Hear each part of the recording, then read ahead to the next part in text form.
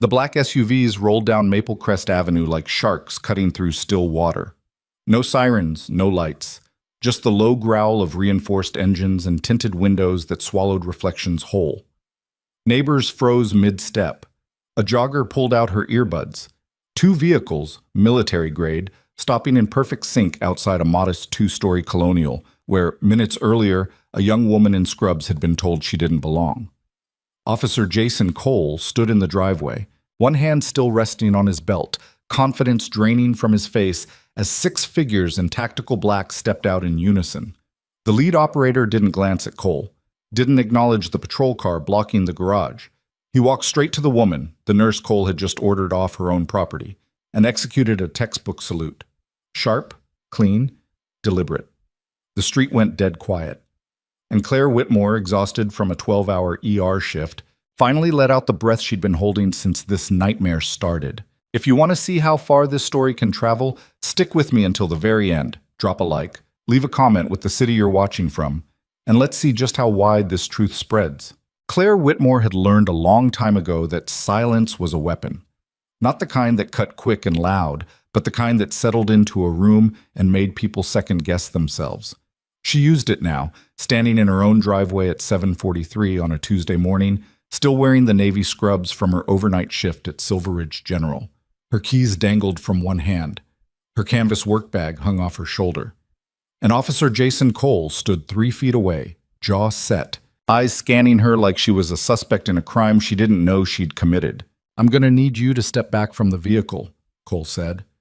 His voice had that flat, rehearsed quality, like he'd said the line 100 times and stopped thinking about what it meant. Claire didn't move. "This is my car." "Ma'am, we received a call about suspicious activity at this address." Suspicious activity. She repeated it slowly, letting the words sit between them. "I live here." Cole's partner, a younger officer with a buzz cut and a name tag that read Brennan, shifted his weight near the patrol car. He wasn't talking, but his hand stayed close to his radio. That told Claire everything she needed to know about how this was going to go. "Do you have identification?" Cole asked. Claire pulled her hospital badge from her scrub pocket and held it up. Claire Whitmore, registered nurse, Silver Ridge General ER. "I just finished a 12-hour shift and I'd like to go inside my house." Cole barely glanced at it. "That's not proof of residency." "Then run my name through your system." Her tone stayed level, calm. The kind of calm that came from practice, not patience. "You'll see I own this property, titles in my name, mortgage payments current, tax records on file. Ma'am, I'm going to need you to cooperate." "I am cooperating. I'm standing here answering your questions, showing you my ID. What I'm not doing is leaving my own driveway because someone made a phone call." Brennan finally spoke up. "We're just trying to verify the situation." Claire turned to him. "Then verify it. Pull up the county records. It'll take you 30 seconds. Cole stepped forward, closing the gap. "Ma'am, your attitude isn't helping." That was the moment Claire felt the shift. The air tightened. Her pulse stayed steady, but her awareness sharpened, the way it used to when she was kneeling in sand with a trauma kit and gunfire cracking overhead. She recognized the look in Cole's eyes. It wasn't suspicion.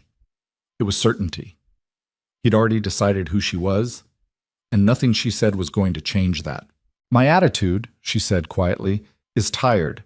I've been on my feet for 12 hours. I stitched up a kid who came in with a stab wound at 3 this morning. I held a woman's hand while she died because her family didn't make it in time. And now I'm standing in my own driveway being interrogated because someone looked out their window and decided I didn't belong here." Cole didn't blink. "Step away from the vehicle." Claire's fingers tightened around her keys. She could feel the neighbors watching now, curtains shifting, phones rising. Mrs. Castellano from 2 doors down had come out onto her porch, arms crossed. Mr. Eng was standing by his mailbox, pretending to check for letters he'd already collected an hour ago. "I'm not going anywhere," Claire said. "Then we have a problem." Brennan moved closer, flanking her from the left. 2 officers, 1 woman in scrubs. The math wasn't complicated. Claire's phone buzzed in her pocket. She didn't reach for it. "Ma'am, if you don't comply, I will place you in custody for obstruction." "Obstruction of what?" "I haven't broken any laws." "You're refusing a lawful order." You haven't given me a lawful order. You've made an assumption, and now you're trying to enforce it without doing the basic work of confirming whether you're right. Cole's jaw tightened. Last warning. Claire looked past him, toward the patrol car. Its lights weren't on, but the engine was running. Brennan had positioned himself so she couldn't move toward her front door without going through him. Classic containment. She'd seen it before. Different uniforms, different country, same logic. You're making a mistake, she said. We'll sort it out at the station. That was when the rumble started. Low at first, almost subliminal, a vibration more than a sound. Claire felt it in her chest before she heard it, the kind of engine noise that didn't come from civilian vehicles. Cole frowned, glancing toward the street. Two black SUVs turned onto Maple Crest Avenue. No lights, no sirens. Just smooth, deliberate movement like they'd been tracking a GPS beacon and arrived exactly when they meant to. They stopped in front of Claire's house with the kind of precision that made Brennan take an involuntary step back. The doors opened in sync. 6 figures stepped out, tactical black, no visible insignia, movements controlled and economical. Not police, not private security. Something else. The lead operator was a woman in her mid-40s, lean and sharp-eyed with close-cropped silver hair and the kind of posture that came from decades of carrying weight most people never had to think about. She walked straight past Cole like he was a piece of furniture and stopped in front of Claire. Her right hand came up in a crisp salute. "Ma'am," she said, "command has been trying to reach you." Claire's shoulders dropped half an inch. "You picked a bad morning for this, Reyes." Reyes lowered her hand but didn't relax. "We don't pick the mornings. We respond to them." Cole found his voice. "Excuse me, who the hell are you?" Reyes didn't turn. "Captain Elena Reyes, 5th Medical Operations Group, Joint Base Creston. And you are?" "Officer Jason Cole, Silver Ridge PD. This is an active police matter." "Not anymore, it's not." Brennan stepped forward. "Ma'am, with all due respect." "You don't have any respect to give," Reyes cut in. "You just threatened to arrest a decorated combat medic and former field unit commander in her own driveway. So no, officer, you don't get to talk right now." The street went silent. Even the wind seemed to hold its breath. Cole's face went red. "I was responding to a call. From who?" Reyes's voice stayed level, but the edge in it could have split stone.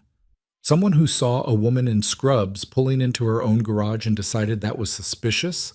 Someone who looked at her and decided she didn't fit?" Claire finally spoke. "Reyes, stand down." Reyes glanced at her. "With respect, ma'am, no." Claire sighed. "I'm not active duty anymore. You can't pull rank here." "I'm not pulling rank. I'm making a point." Reyes turned back to Cole. "Do you know what a Silver Star is, officer?" Cole said nothing. "It's a military decoration for valor in combat, the 3rd highest honor the U.S. Armed Forces can award.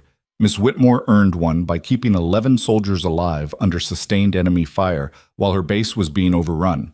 She performed field surgeries with a collapsed lung and a fractured wrist because the medevac couldn't land and her team was bleeding out. She saved lives that night while people like you were asleep in your beds." Brennan looked at Claire, then at Cole, then back at Reyes. "We didn't know." "You didn't ask," Reyes said. "You saw what you wanted to see, and you acted on it. That's not police work. That's prejudice with a badge." Cole's hand moved toward his radio. Reyes didn't flinch, but 2 of the operators behind her shifted. Barely perceptible, but enough to make Cole freeze. "Don't," Reyes said quietly. "You've already made enough mistakes today." A second patrol car turned onto the street, moving faster than the first. It stopped behind Cole's vehicle, and a man in a white shirt with sergeant stripes stepped out. He took one look at the scene: 2 SUVs, tactical personnel, Claire standing calm in the center of it all, and his expression went from confused to horrified in the span of 3 seconds. "Cole," he said, "what the hell is going on?" "Sergeant Park," Cole started. "We responded to a suspicious person call." "At this address?" Park's voice rose half an octave. "You responded to a call at this address?" Cole hesitated. "Yes, sir." Park walked straight to Claire. "Ms. Whitmore, I am so sorry. I don't know who called this in, but I can promise you we're going to find out and handle it." Claire just looked at him. "You know who I am." "Ma'am, the whole department knows who you are." You pulled 2 of our officers out of a wreck on Route 7 last year. One of them was my nephew. Cole's face went pale. Park turned to him. Badge. Now. Sergeant. Now, Cole. Cole unclipped his badge with shaking hands and held it out. Park took it, then looked at Brennan. You too. I didn't. You stood there and let it happen. That's the same thing. Brennan handed over his badge without another word. Park turned back to Claire. I don't know what to say except this is unacceptable, and it's going to be dealt with, internally and publicly. Claire nodded once. I just want to go inside. Of course. Park stepped aside. Reyes, I assume you're not here for a social call. Reyes glanced at Claire. We need 10 minutes. Claire pulled her keys from her pocket and walked toward the front door. Reyes followed. The rest of the tactical team stayed outside, silent and watchful, as Cole and Brennan stood frozen in the driveway like statues waiting to be torn down. Inside, the house was quiet. Claire dropped her bag on the kitchen counter and filled a glass with water from the tap. She drank it slowly, staring out the window at the patrol cars and the SUVs and the neighbors who were still watching, phones out, recording everything. Reyes stood by the door. You okay? No. Fair answer. Claire set the glass down. Why are you here, Reyes? Command flagged your address when the police dispatch went through our monitoring network. We run algorithms on certain keywords: veteran, military, service history. When we saw your name attached to a suspicious person call, we rolled out. You didn't have to. Yeah, we did. Reyes crossed her arms. You served 8 years, 3 deployments, field medicine under fire. You trained half the medics currently deployed in the 6th Brigade. And when you left, you didn't ask for anything. No publicity, no favors, no recognition. You just went quiet. That's what I wanted. I know, but the people you trained, they don't forget. The soldiers you saved, they don't forget. And when someone like you gets treated like a criminal in your own driveway, we don't let that slide. Claire turned to face her. I don't need a rescue. I know that too. But sometimes it's not about need. It's about making sure the people who matter know there are consequences. Outside, another vehicle pulled up. A news van, satellite dish on the roof, camera crew already climbing out. Claire watched them set up on the sidewalk, framing shots of the patrol cars and the SUVs and the crowd that was starting to gather. This is going to be everywhere by tonight, Claire said. Good, Reyes replied. Let them see it. Let them see what happens when someone makes assumptions. Claire didn't respond. She just stood there, staring at the street, at the officers who'd tried to remove her, at the house she'd bought with her own money and filled with her own things and defended with her own silence. Reyes waited a beat, then spoke again. You ever think about coming back? No? Not even consultant work? Training rotations? No. You're one of the best we ever had. I did my time. Claire's voice was quiet but firm.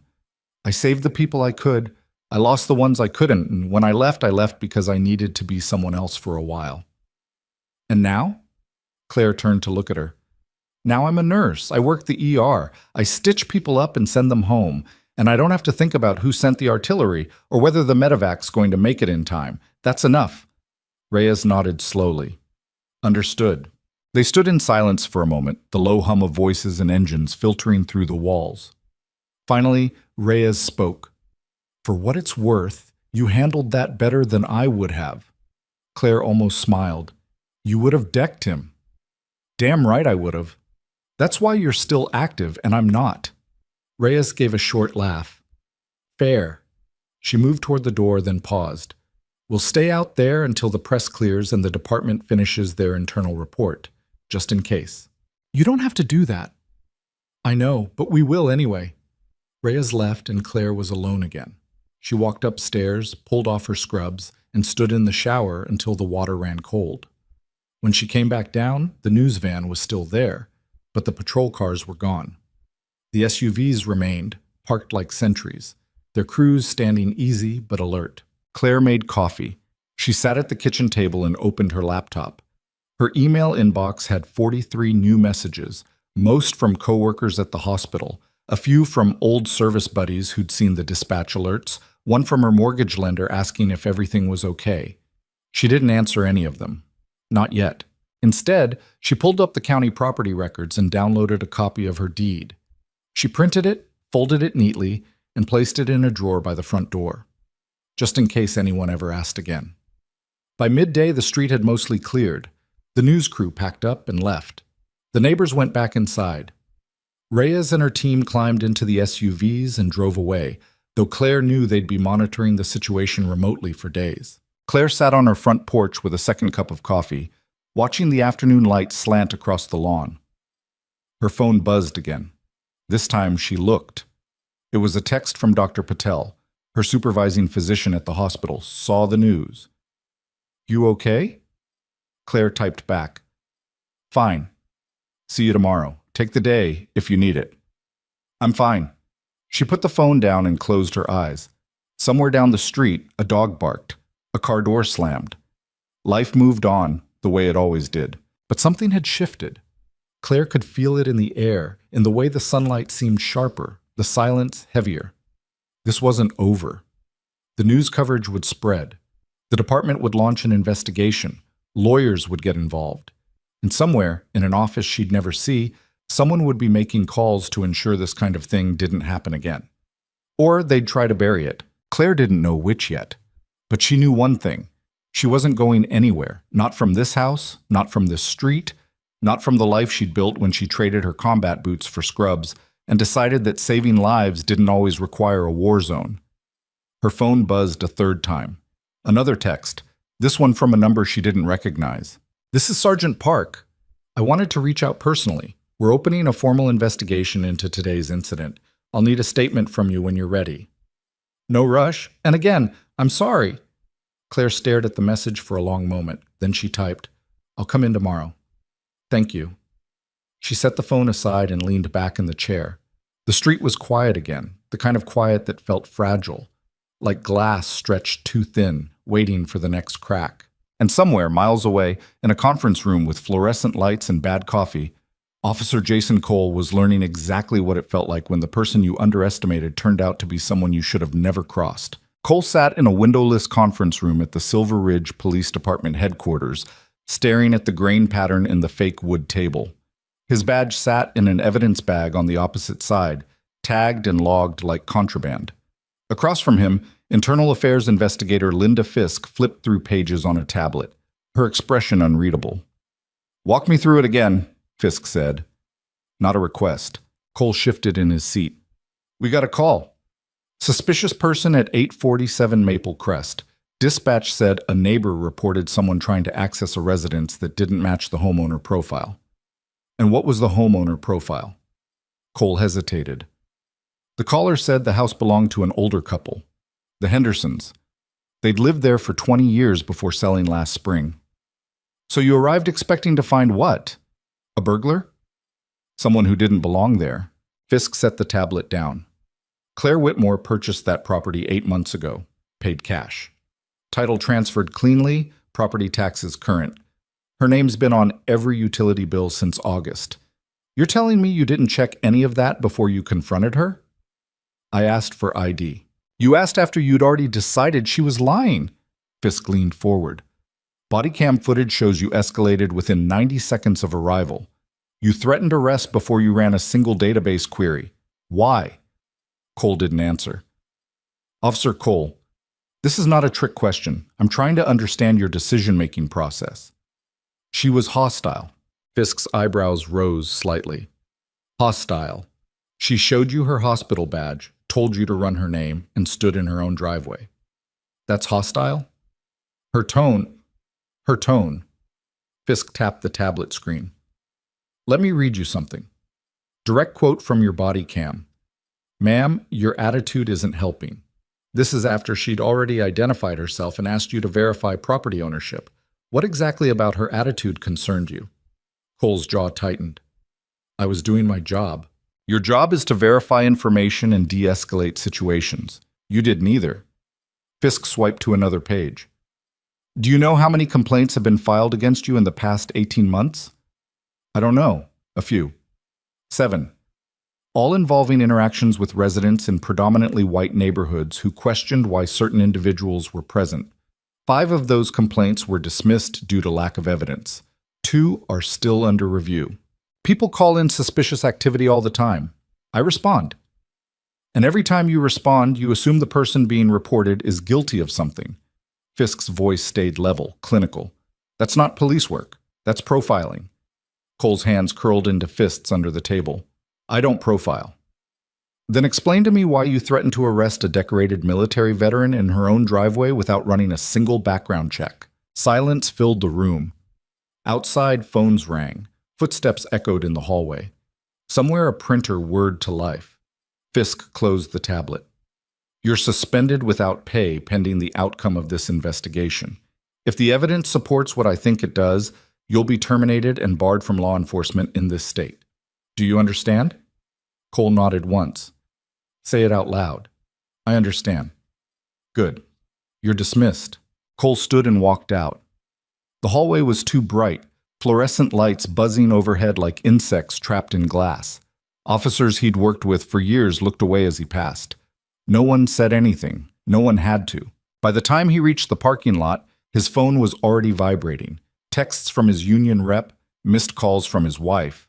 A voicemail from a reporter at the Silver Ridge Tribune asking for comment.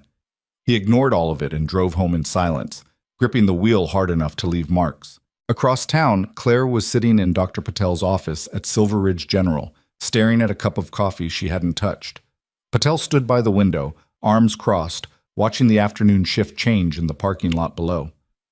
You don't have to talk about it, Patel said. But I want you to know the administration is backing you.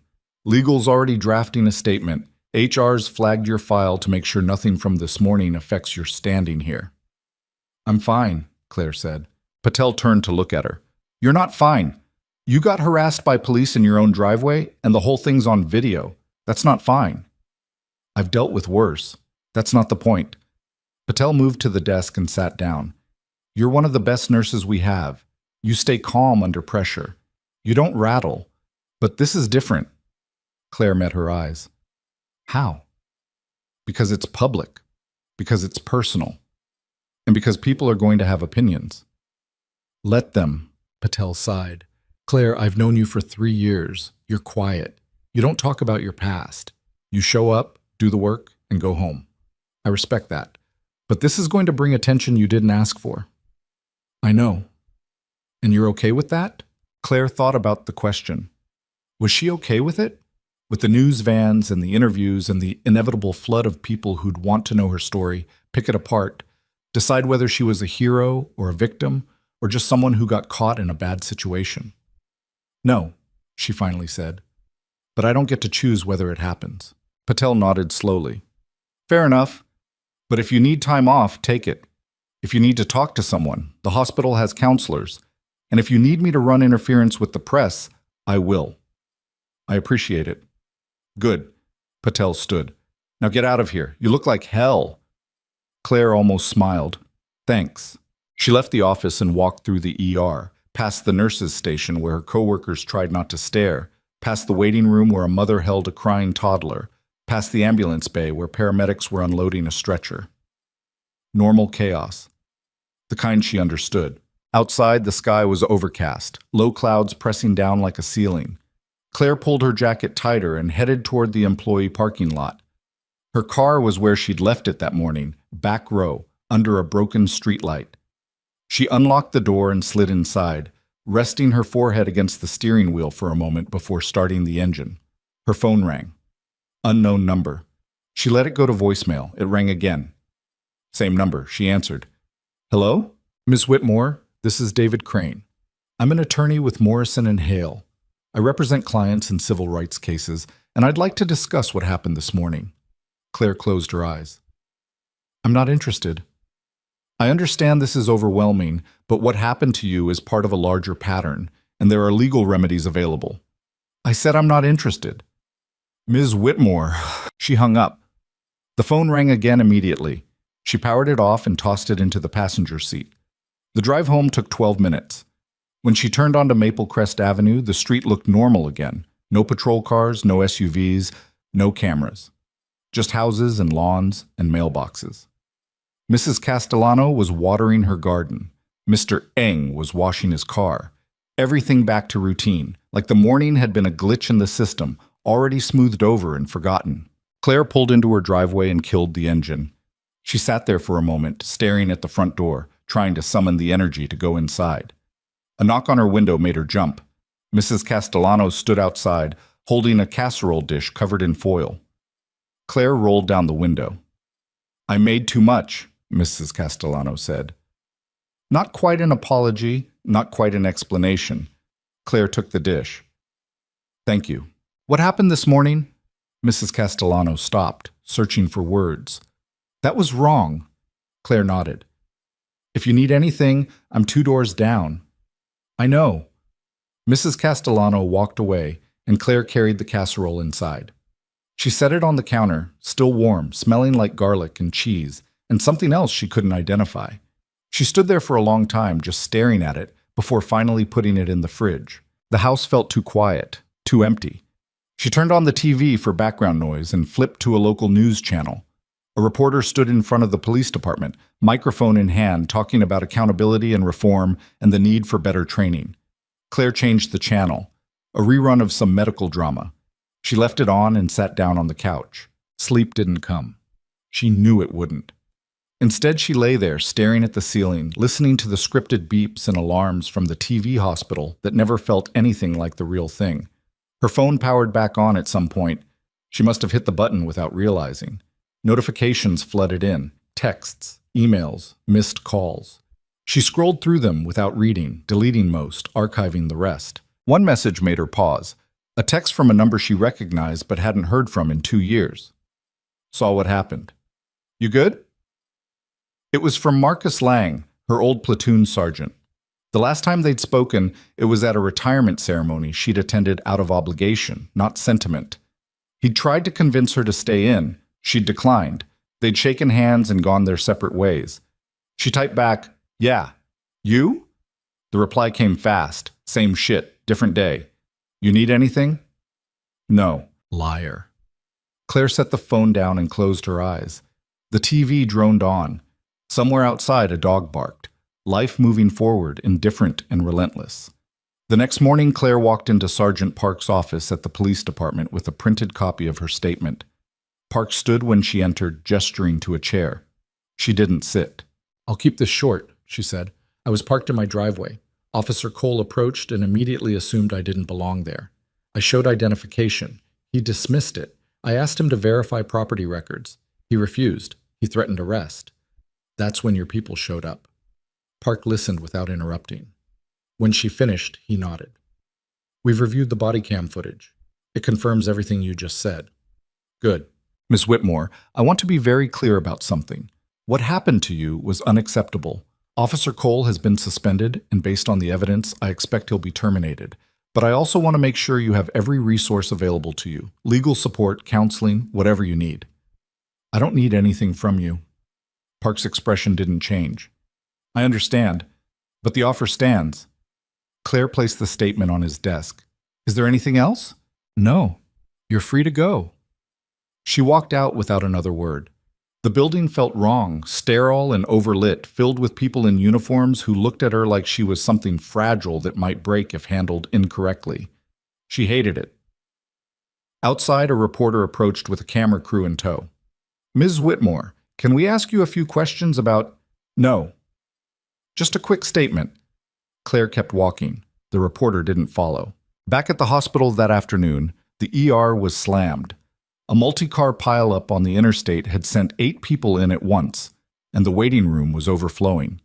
Claire moved through it like muscle memory, triage, vitals, intake, stabilization, blood pressure cuffs and IV lines, and the controlled chaos of too many people needing help at the same time. A young guy came in holding his arm at an awkward angle, face pale and sweating. Claire got him into a bay and started cutting away his jacket sleeve. "Motorcycle?" she asked. "Yeah, some asshole ran a red light." "You wearing a helmet?" "Of course." "Good." She palpated the arm gently. "Feels like a fracture. We'll get x-rays. You on any medications?" "No." "Allergies?" "Penicillin." She made a note on the chart. "Sit tight. Doctor will be in soon." "Thanks." She moved to the next bay. An older woman with chest pain, stable but scared. Claire ran an EKG, asked the standard questions, kept her voice calm and even. It was easier here, simpler. People came in broken, and you tried to fix them. No assumptions, no history, just the immediate present and the work that needed doing. By the time her shift ended, the sun was setting. Claire clocked out and walked to her car, muscles aching, mind blank from exhaustion. She drove home on autopilot, barely registering the turns. When she pulled into her driveway, there was an envelope taped to her front door. She grabbed it, went inside, and opened it at the kitchen table. Inside was a handwritten letter on expensive stationery. Ms. Whitmore, my name is Jonathan Voss. I'm a senior partner at Keller, Voss & Associates. I specialize in civil litigation, particularly cases involving abuse of authority and civil rights violations. I've reviewed the public information regarding the incident on April 16th, and I believe you have a strong case for legal action against both Officer Cole and the Silver Ridge Police Department. I'm not asking for a decision today. I'm simply offering my services if you decide to pursue this. My contact information is below. No obligation, no pressure. Respectfully, Jonathan Voss. Claire set the letter down and stared at it for a long time. Outside, the streetlights flickered on. Night settled over the neighborhood like a blanket, soft and smothering. She thought about Cole, sitting in some room waiting to learn whether his career was over. She thought about the body cam footage, probably circulating online by now, racking up views and comments and opinions from people who'd never met her. She thought about Reyes and the tactical team, standing in her driveway like sentries, making a point she hadn't asked them to make. And she thought about the caller, the anonymous neighbor who'd looked out a window, seen her pulling into her own garage, and decided that was worth a 911 call. That was the part that kept circling back. Not Cole, not the confrontation, but the person who'd started it, still out there, unnamed and unaccountable. Claire pulled out her laptop and opened the county's public records database. Property transfers, tax records, permit applications, all publicly accessible. She typed in her address and pulled up the history. The Hendersons had sold in August. Before that, they'd owned the house for 23 years. She scrolled through the records, looking for anything that might indicate who'd made the call. Nothing jumped out. No obvious names, no recent disputes, no liens or complaints. She widened the search, pulling up records for the surrounding houses. Most had been owned by the same families for decades. A few had changed hands in the past 5 years, but nothing unusual. She was about to close the laptop when she noticed something. A property 3 doors down, 856 Maple Crest, had filed a noise complaint 6 months ago. The complaint had been dismissed, but the filing was public record. The name on the complaint, Gregory Haynes. Claire pulled up a separate search and cross-referenced the name with the 911 call logs. Those weren't public, but she knew someone who could access them. She grabbed her phone and called Marcus Lang. He picked up on the second ring. "Twice in 2 days, I'm flattered. I need a favor." "Course you do. What?" "Can you pull 911 call logs for a specific address?" "Probably. Why?" "Because I want to know who made the call." Silence on the other end. Then, "Claire, let it go." "I can't." "Yes, you can. You just don't want to." "Marcus, listen to me. You win this by walking away." They suspended the cop. The department's scrambling to cover their ass. The story's already out there. You push harder, you turn into the person who can't let things go, and that's when public opinion shifts. Claire's grip tightened on the phone. Someone looked at me and decided I didn't belong in my own house. I want to know who. And then what? You confront them? Yell at them? Make them apologize? It won't change anything. Maybe not. But I'll know. Marcus sighed. "Give me the address." She rattled it off. He was quiet for a moment, probably writing it down. "I'll see what I can do," he said. "But Claire, seriously, think about whether this is worth it." "It is." "All right, I'll call you back." He hung up. Claire set the phone down and stared at the wall. Outside, a car drove past, headlights sweeping across the window. The house settled into stillness. An hour later, Marcus called back. "You're not going to like this," he said. "Tell me anyway." The call came from 856 Maple Crest, registered to Gregory Haynes, 54 years old, retired insurance adjuster. No priors, no history of complaints beyond the noise thing you probably already found. Claire closed her eyes. "What did he say in the call?" You really want to know? Yes. Marcus exhaled slowly. He said there was a suspicious individual attempting to enter a residence at 847 Maple Crest. Said the person didn't match the neighborhood profile and appeared to be casing the property. Dispatch asked if he saw any weapons or signs of forced entry. He said no, but he wanted officers to check it out before something happened. Before something happened, Claire repeated. Yeah. She didn't say anything for a long time. Marcus waited. You still there? He finally asked. Yeah. What are you going to do? I don't know yet. Claire, thanks for the help. She hung up before he could argue. The house was too quiet again. She stood and walked to the window, looking out at the street. 3 doors down, a light was on in the front room of 856 Maple Crest. She could see the flicker of a television through the curtains. Gregory Haynes, retired insurance adjuster, probably sitting in his recliner right now watching the news, completely unaware that the woman he'd reported was standing in her own house, staring at his. Claire turned away from the window and sat back down at the table. She pulled the letter from Jonathan Voss closer and read it again. Slowly this time, weighing every word. By midnight, she'd made her decision. The next morning, she called the number on the letterhead. A receptionist answered, professional and polite. Keller, Voss, and Associates. How may I direct your call? Jonathan Voss, please tell him it's Claire Whitmore. One moment. Hold the music, soft jazz that felt out of place. Then a click. Ms. Whitmore. Voss's voice was smooth, confident. Thank you for calling. I'm ready to move forward, Claire said, but I have conditions. I'm listening. I don't want a media circus. I don't want to be the face of some campaign. I just want accountability. Understood. What does accountability look like to you? Claire thought about Cole, suspended and waiting. She thought about Park's promises of reform. She thought about Gregory Haynes sitting in his house watching TV. I want a settlement. I want policy changes. And I want the caller's name made public. Voss was quiet for a beat. The last one might be difficult. Then make it happen anyway. Ms. Whitmore, exposing a private citizen who made a 911 call, even an unjustified one, opens up legal complications.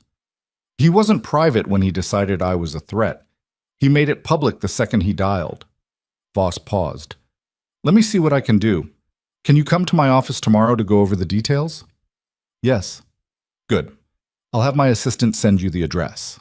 Claire hung up and sat in the silence of her kitchen, staring at nothing in particular. Outside, the world kept turning. Inside, something had shifted. She could feel it, the way you feel a bone settle back into place after a fracture. Painful, necessary, final. Her phone buzzed. A text from an unknown number. You're making a mistake. Claire stared at it. No name, no context, just those 4 words. She typed back, "Who is this?" No response. She waited 5 minutes, then 10, nothing. She set the phone down and walked to the window, pulling the curtain aside. The street looked normal, cars and driveways, porch lights glowing, no one standing outside watching. But someone had her number. Someone knew she'd contacted a lawyer. Someone was paying attention. And for the first time since this whole thing started, Claire felt the cold edge of something that wasn't anger or exhaustion. It was fear. She didn't sleep that night. Instead, Claire sat at the kitchen table with her laptop open, running searches on burner phone apps, anonymous messaging services, anything that might explain how someone got her number and why they cared enough to warn her off. The coffee pot ran dry twice.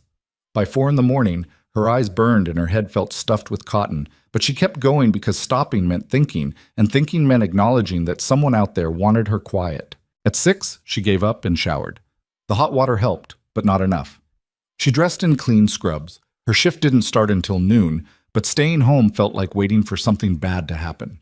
She grabbed her keys and headed out. The drive to Jonathan Voss's office took 40 minutes through morning traffic.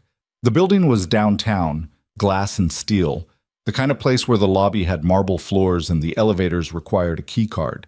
Claire gave her name to the receptionist, a woman in her 30s with perfect posture and a smile that didn't reach her eyes. "Mr. Voss is expecting you, 18th floor." The elevator rose smoothly, no jerks or rattles. When the doors opened, Claire stepped into a hallway lined with framed diplomas and photographs of Voss shaking hands with people who looked important. A younger woman in a charcoal suit met her at the entrance to the firm's suite. "Miss Whitmore? I'm Angela Park, Mr. Voss's associate. Follow me." They walked past offices with closed doors, conference rooms with long tables, paralegals buried in stacks of paper. Everything smelled like expensive coffee and air conditioning. Angela stopped at a corner office and knocked twice before opening the door. Jonathan Voss stood behind a massive desk, talking on a cell phone. He was mid-50s, silver hair combed back, wearing a navy suit that probably cost more than Claire's monthly mortgage. He gestured for her to sit, wrapped up the call, and extended a hand. "Ms. Whitmore, thank you for coming." Claire shook his hand, firm grip, practiced smile. "Let's get to it." Voss sat down and slid a folder across the desk. "I've reviewed the body cam footage, the dispatch records, and the preliminary internal affairs report. You have a very strong case. Officer Cole violated multiple protocols. The department failed to properly vet the 911 call. And the escalation was textbook excessive force." "What's the timeline?" "We file a civil suit within the next 2 weeks. Discovery takes 3 to 6 months. Settlement negotiations usually begin after that, assuming the city wants to avoid a trial. And if they don't settle? Then we go to court. But they will. This is bad press, and bad press costs money." Claire leaned back in the chair. "What about the caller?" Voss's expression shifted slightly. "That's more complicated. Gregory Haynes is a private citizen who made a 911 call. Legally, he's protected under good faith reporting statutes. He lied. He exaggerated. That's different. He didn't claim you were armed or violent. He said you looked suspicious. That's subjective. So he gets away with it." Voss folded his hands on the desk. "Not necessarily. We can request that his identity be disclosed as part of the public record during discovery. That makes it a matter of court documentation, which means it's accessible. Once it's out there, the media will do the rest." Claire thought about that. The media. The interviews. The inevitable flood of attention on a man who'd probably never considered that picking up the phone might have consequences. "Do it," she said. "Understood." Voss made a note on a legal pad. "Now, there's something else we need to discuss. Last night you received a text message from an unknown number. Do you still have it?" Claire pulled out her phone and showed him the screenshot she'd taken. Voss studied it, his jaw tightening. "This is intimidation," he said, "and it's illegal. I'm going to file a motion to subpoena the phone records associated with this number. If it's linked to anyone in the department, that's witness tampering. You think it's a cop? I think it's someone who doesn't want this case moving forward. Whether that's law enforcement, a friend of Cole's, or someone else entirely, we'll find out." Angela spoke up from her spot near the door. "We'll also recommend you vary your daily routine. Different routes to work, different times. Don't post on social media. If you notice anyone following you, call us immediately." Claire felt the weight of it settle over her like a second skin. She'd been in danger before. Real danger. The kind that came with gunfire and shrapnel. But this was different. This was slow and insidious. Threats wrapped in anonymity. Pressure applied from angles she couldn't see. "How long until we file?" she asked. 1 week, Voss said. "I'll have the paperwork ready by Friday. You'll need to come in to sign, and then we go public." Claire nodded and stood. "Anything else?" "Just one thing." Voss's voice softened slightly. "This is going to get ugly. People will pick sides. Your life will be scrutinized. Are you ready for that?" Claire met his eyes. "I've been ready since the moment Cole told me I didn't belong in my own driveway." She left the office and took the elevator back down. Outside, the city was loud and indifferent. People rushing past with coffee cups and briefcases. No idea that the woman standing on the corner was about to blow a hole in their police department's credibility. Her phone buzzed. A text from Dr. Patel. "Need you to come in early. Multi-vehicle accident on Route 9. All hands." Claire typed back. "On my way." She drove straight to the hospital, adrenaline kicking in the way it always did when the work demanded it. The ER was chaos when she arrived. Gurneys lined up in the hallway, paramedics shouting handoff reports, nurses moving in controlled bursts between bays. Claire clocked in, grabbed a trauma gown, and dove in. The first patient was a middle-aged man with a steering wheel imprint across his chest. possible cardiac contusion. Claire got him on a monitor, started an IV, ran a 12-lead EKG, while a resident barked orders. The man was conscious but dazed, asking about his wife. "She's being treated," Claire said. "Focus on breathing for me." Next bay. A teenager with a compound fracture of the tibia, bones sticking out at an angle that made Claire's own leg ache in sympathy. Ortho was 20 minutes out. Claire stabilized the limb, pushed pain meds, kept the kid talking to distract him from the fact that his leg looked like something out of a horror movie. Third bay. An older woman, unconscious, head lac bleeding freely. Claire checked pupil response, applied pressure to the wound, called for a CT scan. The woman's daughter stood in the corner, hyperventilating. Claire spared her a glance. "She's stable. We're getting imaging now. Is she going to be okay?" "I don't know yet, but we're doing everything we can." It was the only honest answer, and the daughter seemed to understand that.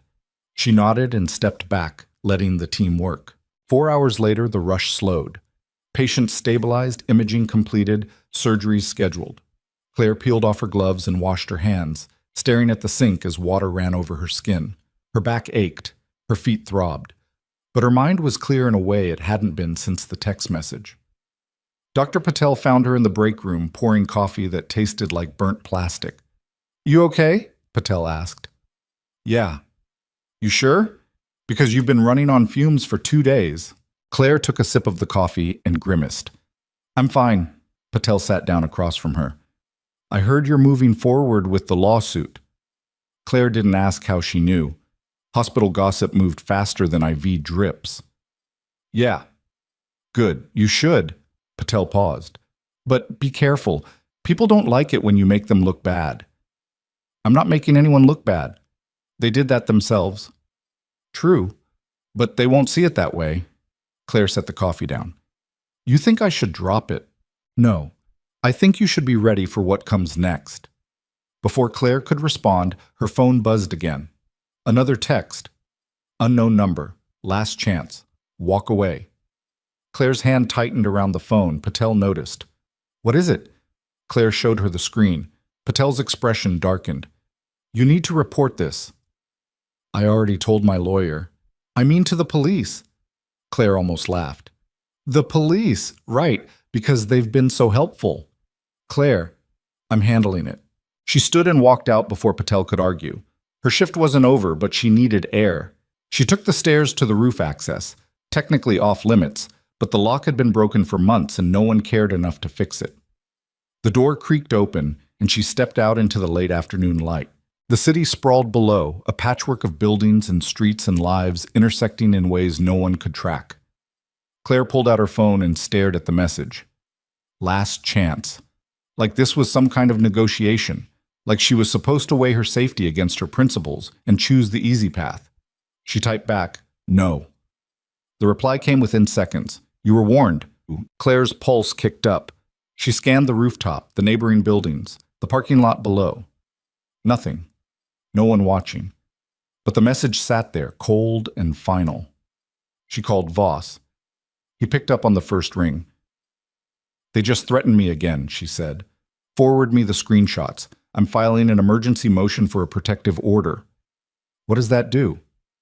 "It puts the court on notice that you're being harassed. If anything happens to you, there's a paper trail. And if something happens before the order goes through?" Voss hesitated. "Then you call 911. Claire hung up. The irony wasn't lost on her. Call 911. The same system that had sent coal to her driveway, the same dispatch that hadn't bothered to verify a single detail before rolling units. She was supposed to trust that now. She went back downstairs and finished her shift. By the time she clocked out, the sun had set and the parking lot was half empty. Claire walked to her car, keys already in hand, scanning the shadows between vehicles. Everything looked normal, too normal. She unlocked the door and slid inside, locking it immediately. The engine turned over smooth. No one appeared. No cars followed her out of the lot. But halfway home, she noticed the headlights. 2 cars back, staying consistent through turns, matching her speed. Claire tested it, slowed down, sped up, changed lanes. The car mimicked her movements. She pulled out her phone and called Marcus. "Someone's following me." "Where are you?" "Northbound on Crescent, just past the mall." Can you get to a public place? Yeah, there's a gas station ahead. Do it. I'll stay on the line. Claire pulled into the gas station and parked under the brightest lights she could find. The car that had been following drove past without slowing. Dark sedan, tinted windows, no plates visible in the glare. They drove past, she said. Get the make and model? Ford Taurus, maybe 5 years old, black or dark blue. You sure they were following? I'm sure. Marcus was quiet for a beat. Get home. Lock your doors. I'm making some calls. What kind of calls? The kind that makes sure you're not dealing with this alone. He hung up. Claire sat in the gas station parking lot for 10 minutes, watching traffic, looking for the Taurus. It didn't come back. Eventually, she drove home, taking side streets, doubling back twice to check for tails. Nothing. When she pulled into her driveway, every light in her house was on. She killed the engine and stared. She'd left in the morning. She always turned off the lights. Always. Claire grabbed her phone and dialed 911. Her hand shook as she pressed the numbers. 911. What's your emergency? Someone's in my house. What's your location? Claire rattled off the address. The dispatcher's voice stayed calm, professional. Are you inside the residence? No, I'm in my car in the driveway. Stay there. Units are en route. Do you see anyone inside?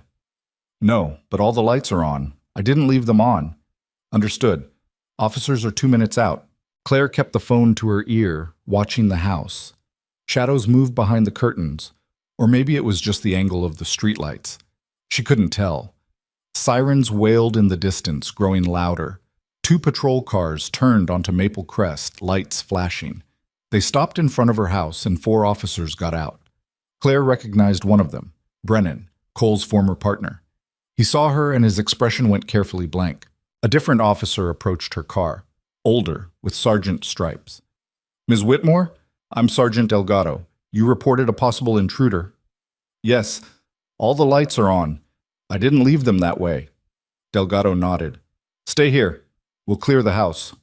The officers moved toward the front door, hands on their weapons. Delgado tried the handle.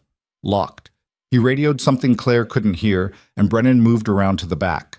A minute later, the front door swung open from the inside. They went in, methodical and controlled. Claire watched from the car, heart hammering. Lights flicked on in rooms she couldn't see from the driveway. Voices called out, muffled by walls and distance. 5 minutes later, Delgado emerged and waved her over. Claire got out of the car and walked to the front door. Delgado's expression was grim. House is clear, no one inside, but you need to see this. He led her into the living room. The furniture had been moved, not ransacked, but rearranged. The couch was against the wrong wall. The coffee table was upside down. Pictures had been taken off the walls and stacked neatly on the floor. In the kitchen, every cabinet was open.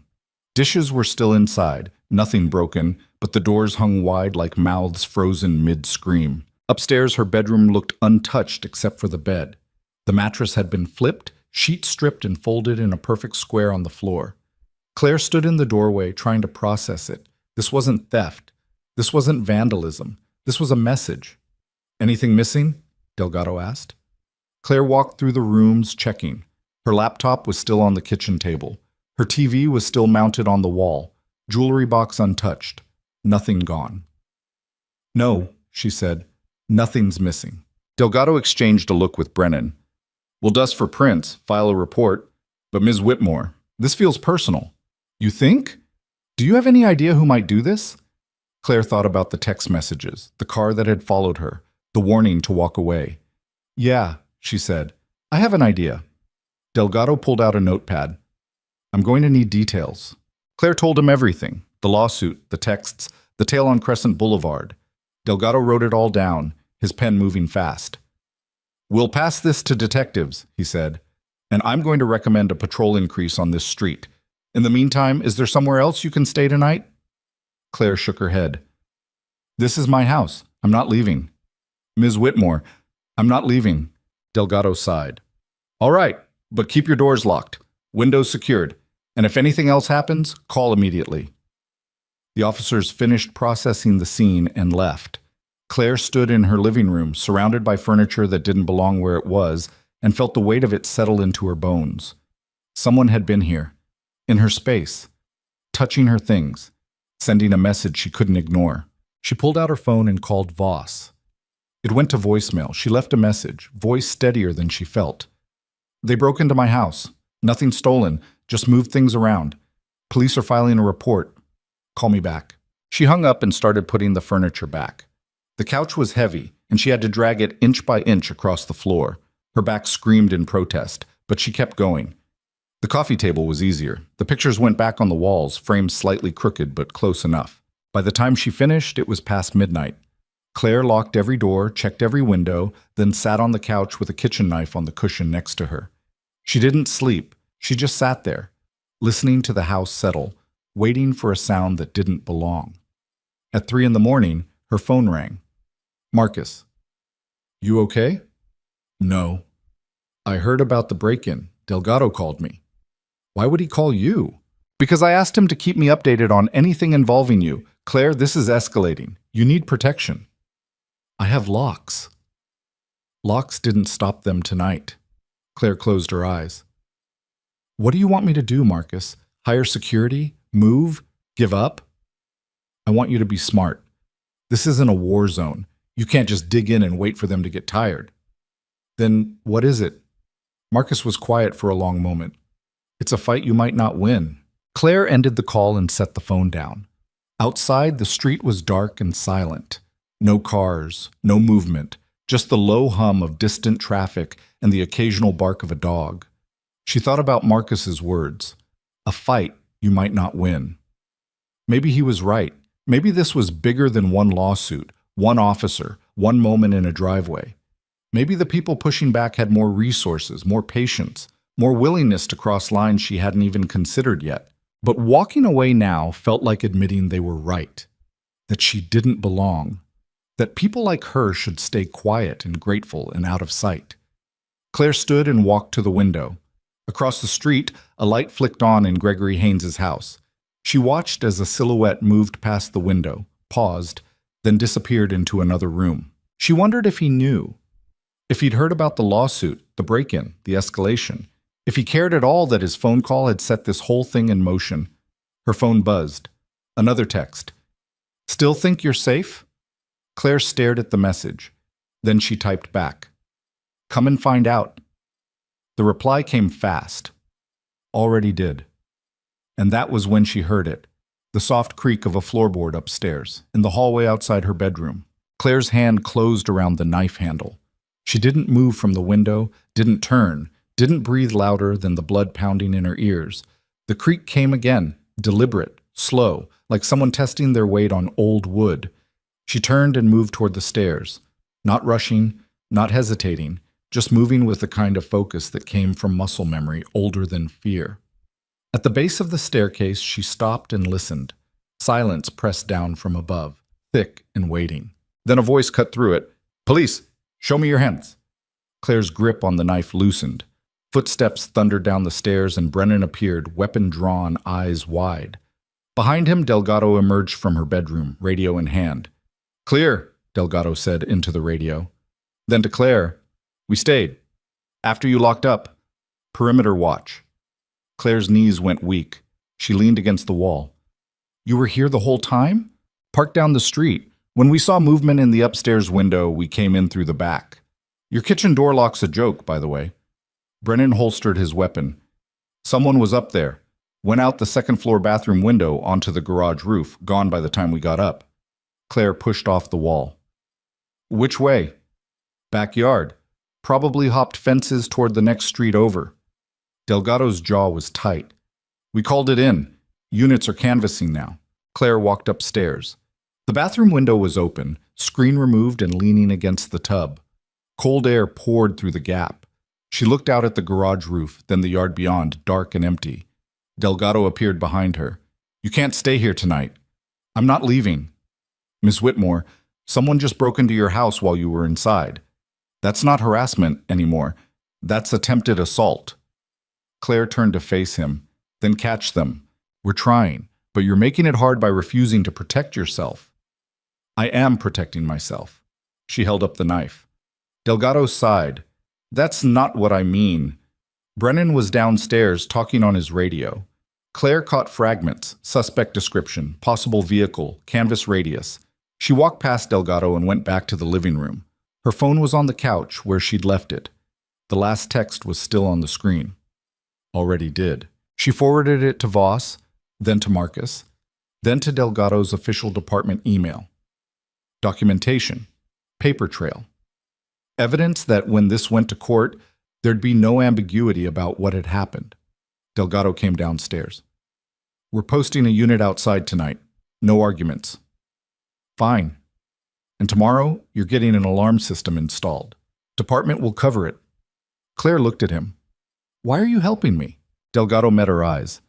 Because I've been on the job 23 years, and I've seen what happens when good people get pushed out of their own neighborhoods. I'm tired of watching it happen. He left.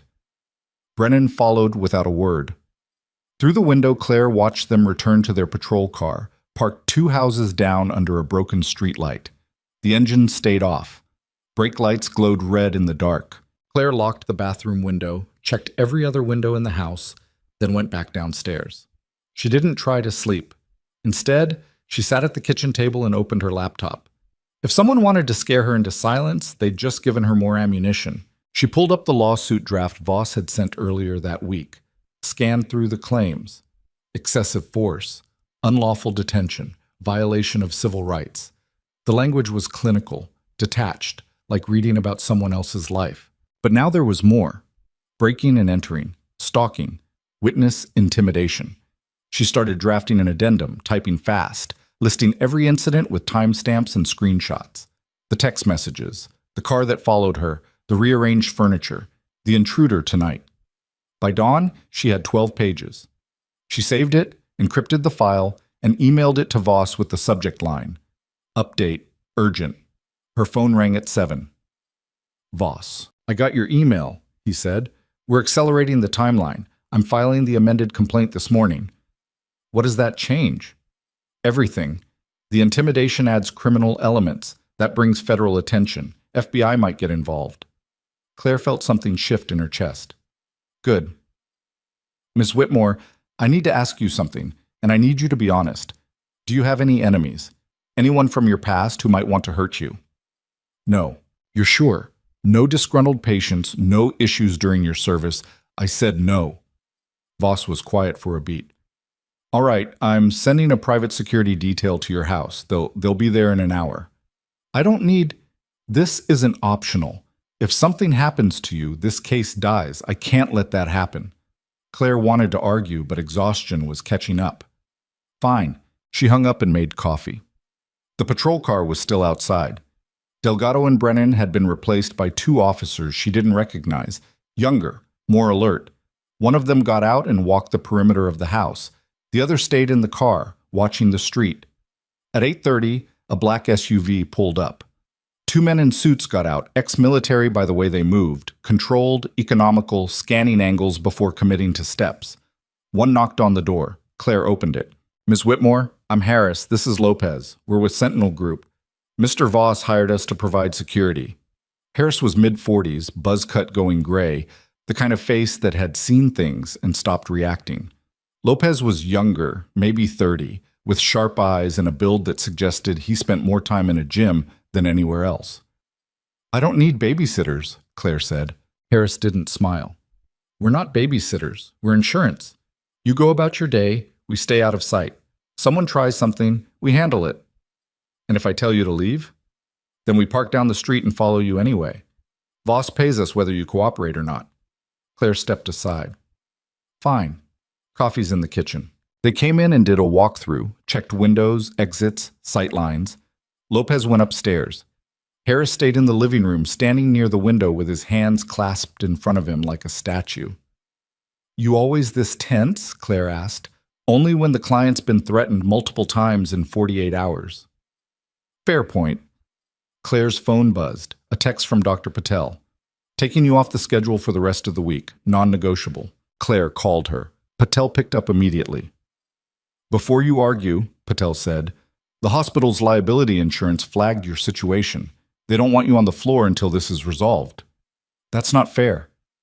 No, it's not. But it's reality. You're a target right now, and the hospital can't risk something happening on their property. Claire closed her eyes. So I'm suspended. You're on administrative leave with pay. There's a difference. Doesn't feel like it. I know. But Claire, use this time. Work with your lawyer. Get your security sorted. Let the police do their job. Claire ended the call and set the phone down harder than necessary. Harris glanced at her but didn't comment. Lopez came back downstairs. Bathroom windows secure. I reinforced the lock. Back door needs a deadbolt. I can install one today. Do it, Claire said. Lopez nodded and left through the back.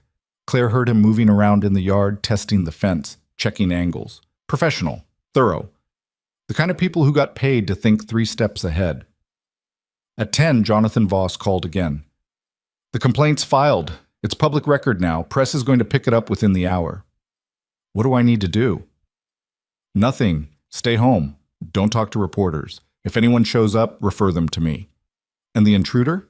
Police are running prints from the bathroom window. If they get a match, we'll know who we're dealing with. Claire hung up and turned on the TV. Local news. A reporter stood in front of the Silver Ridge Police Department, talking about budget cuts and staffing shortages. Nothing about her case yet. She changed the channel. More news. Weather. Traffic. Then, breaking news out of Silver Ridge.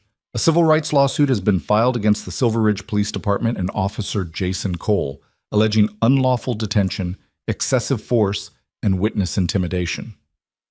The plaintiff, Claire Whitmore, is a local nurse and decorated military veteran who was confronted in her own driveway last week. The lawsuit also names an anonymous 911 caller whose identity is expected to be disclosed during discovery. We'll have more on this story as it develops. Claire's face appeared on screen, a photo pulled from the hospital's website, professional and smiling. Then footage of her driveway, the black SUVs, the tactical team. The reporter's voice continued, detailing the allegations, the body cam footage, the break-in. Harris was watching from the doorway. You okay? Yeah. You don't look okay. Claire turned off the TV. I'm fine. Her phone started ringing. Unknown numbers, one after another. She let them go to voicemail. Reporters, probably. Maybe supporters. Maybe people who thought she was making it all up. At noon, Marcus called. Just saw the news. Yeah. You need anything? I need this to be over. Marcus exhaled slowly. It's going to get worse before it gets better. I know. No, I don't think you do. Once the caller's name goes public, people are going to pick sides. Some will support you. Some will say you're destroying a man's life over a phone call. It's going to get loud. Let it get loud. Claire, I'm done being quiet, Marcus. I'm done pretending that what happened was okay. Someone called the cops on me because I didn't look like I belonged. That's not a misunderstanding. That's racism. And I'm not going to let it slide because it makes people uncomfortable. Silence on the other end. Then, all right, just be careful. She hung up. Lopez came back inside, hands covered in dirt. Deadbolt's in. Back fence has a weak spot. I reinforced it. Thanks. He washed his hands in the kitchen sink and poured himself coffee. Harris joined him. They stood there, quiet and watchful, like sentries guarding a perimeter Claire couldn't see. At 2, Voss called again. We have a name. Claire's pulse spiked. Who? The intruder. Police got a partial print off the window frame, ran it through AFIS. Match came back to a guy named Derek Moss, 32, former security guard, currently unemployed. No priors, but his name popped up in connection with a private investigation firm that does work for law enforcement unions.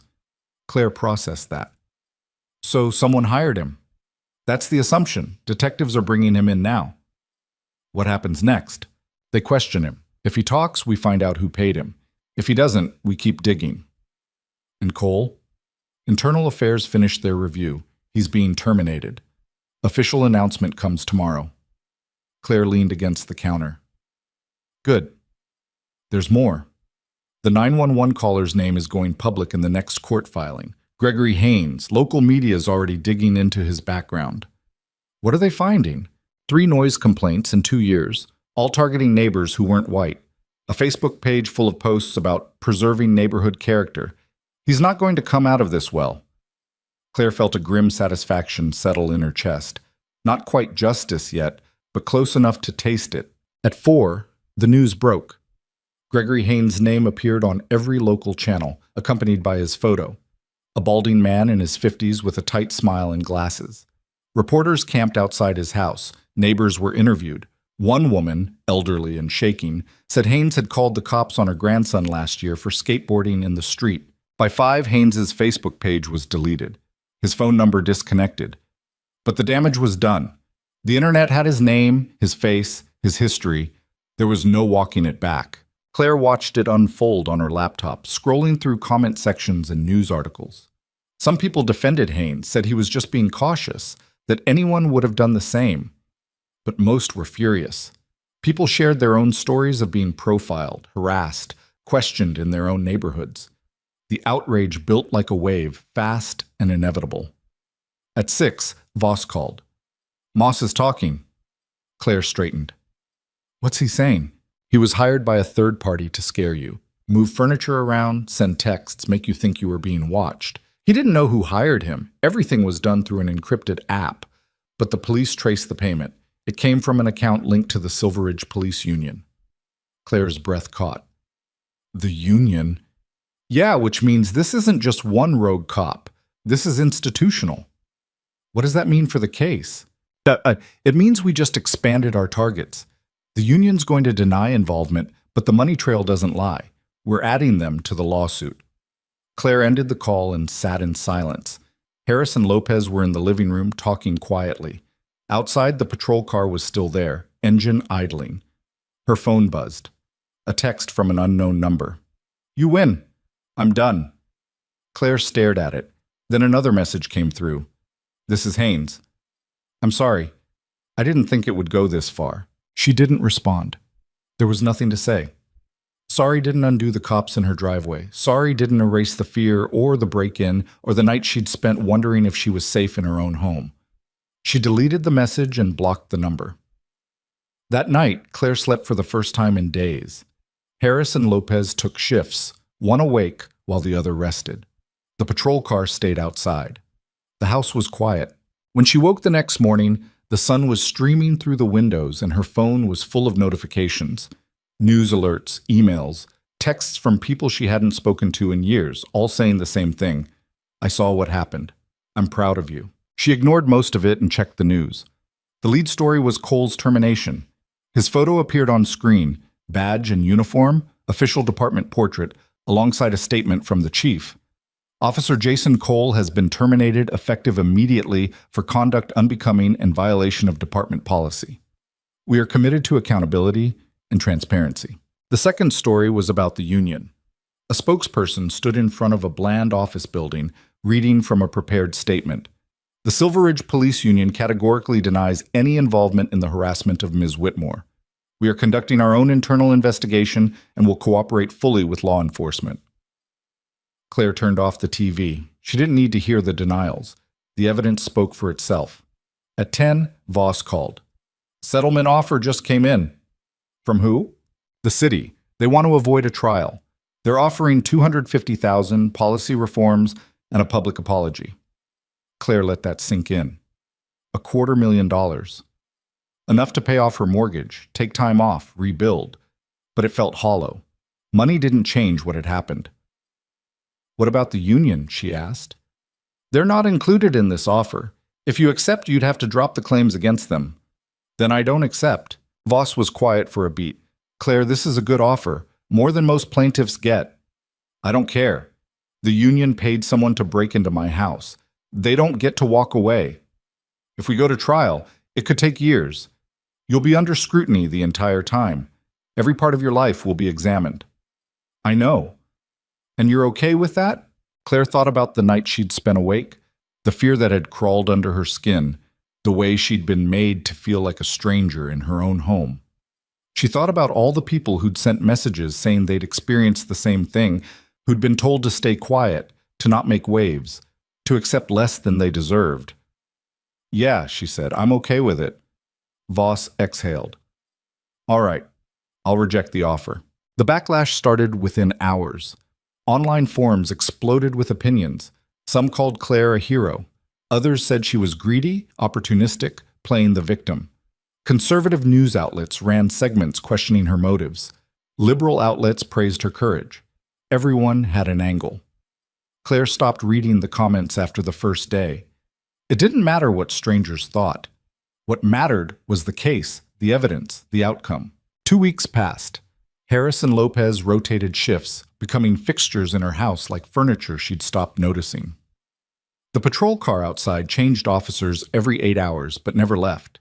Claire's life became a strange new normal. Security details, legal consultations, avoiding cameras whenever she left the house. Dr. Patel called to check in. Hospital board wants to give you an award, community service, advocacy, something like that. Tell them no. I figured you'd say that. But Claire, people want to support you. They can support me by not making this about them. Patel laughed quietly. Fair enough. At the 3-week mark, Voss called with an update. Moss cut a deal. Full cooperation in exchange for reduced charges. He's giving us everything. Who contacted him, how the payments were structured, what he was told to do. And the trail leads to Richard Landry, president of the Silver Ridge Police Union. He orchestrated the whole thing, hired Moss through an intermediary, set up the burner accounts, coordinated the timing. Claire felt ice settle in her stomach. Why? Because you were making them look bad. The body cam footage went viral. Donations to the union dropped. Members started questioning leadership. Landry wanted you to back off before it got worse. It just got worse. Yeah, FBI's opening a criminal investigation. Landry's looking at conspiracy charges, witness tampering, racketeering if they can tie him to other cases. Claire sat down. This had started with a phone call and a confrontation in a driveway. Now it was reaching into the highest levels of the police union, unraveling connections and corruption she hadn't known existed. What do we do now? She asked. We wait. The criminal case moves on its own timeline. Our civil suit continues. But Claire, you just took down one of the most powerful figures in Silver Ridge law enforcement. That's going to have ripple effects. She hung up and stared at the wall. Harris was reading a book in the armchair. Lopez was outside, walking the perimeter. Everything looked normal, but nothing felt normal anymore. That afternoon, a delivery truck pulled up.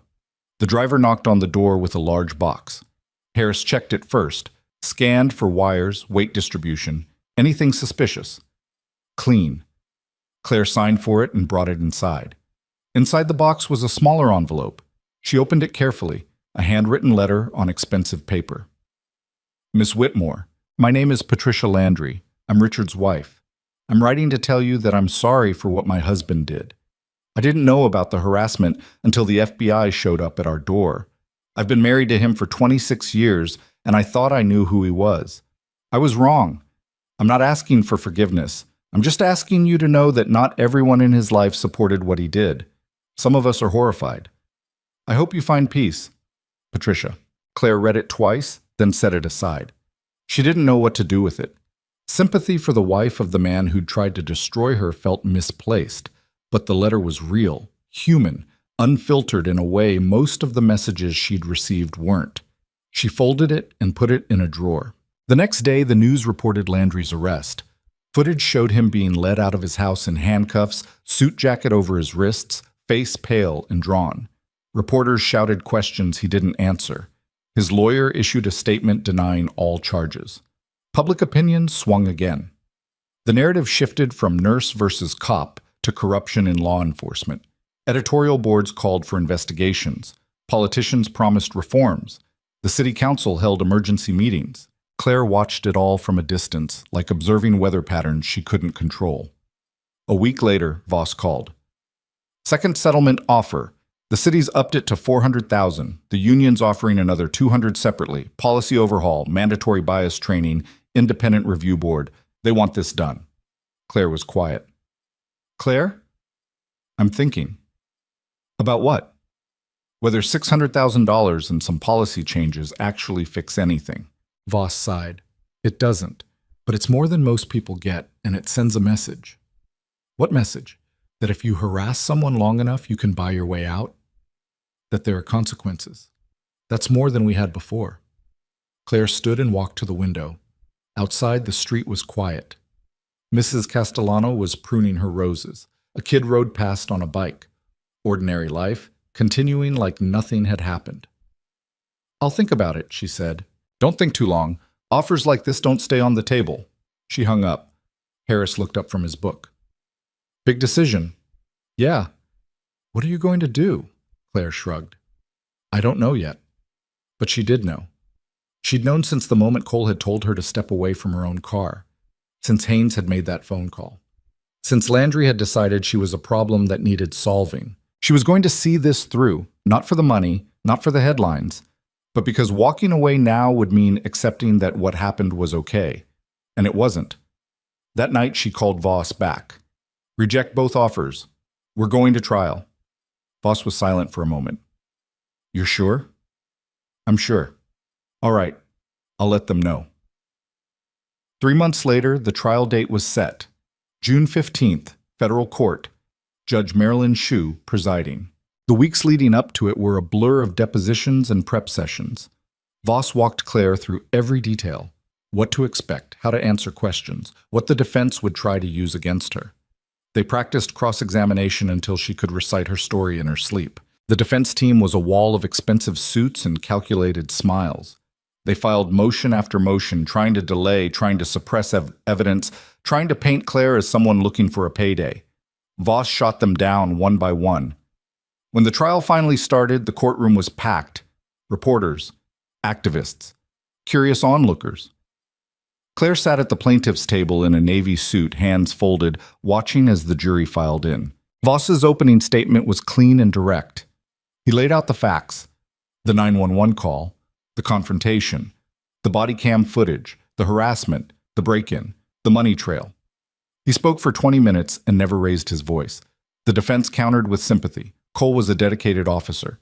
Haynes was a concerned citizen. Landry was being scapegoated for institutional failures. Claire was tragic, yes, but she was also capitalizing on a misunderstanding. The jury's faces gave nothing away.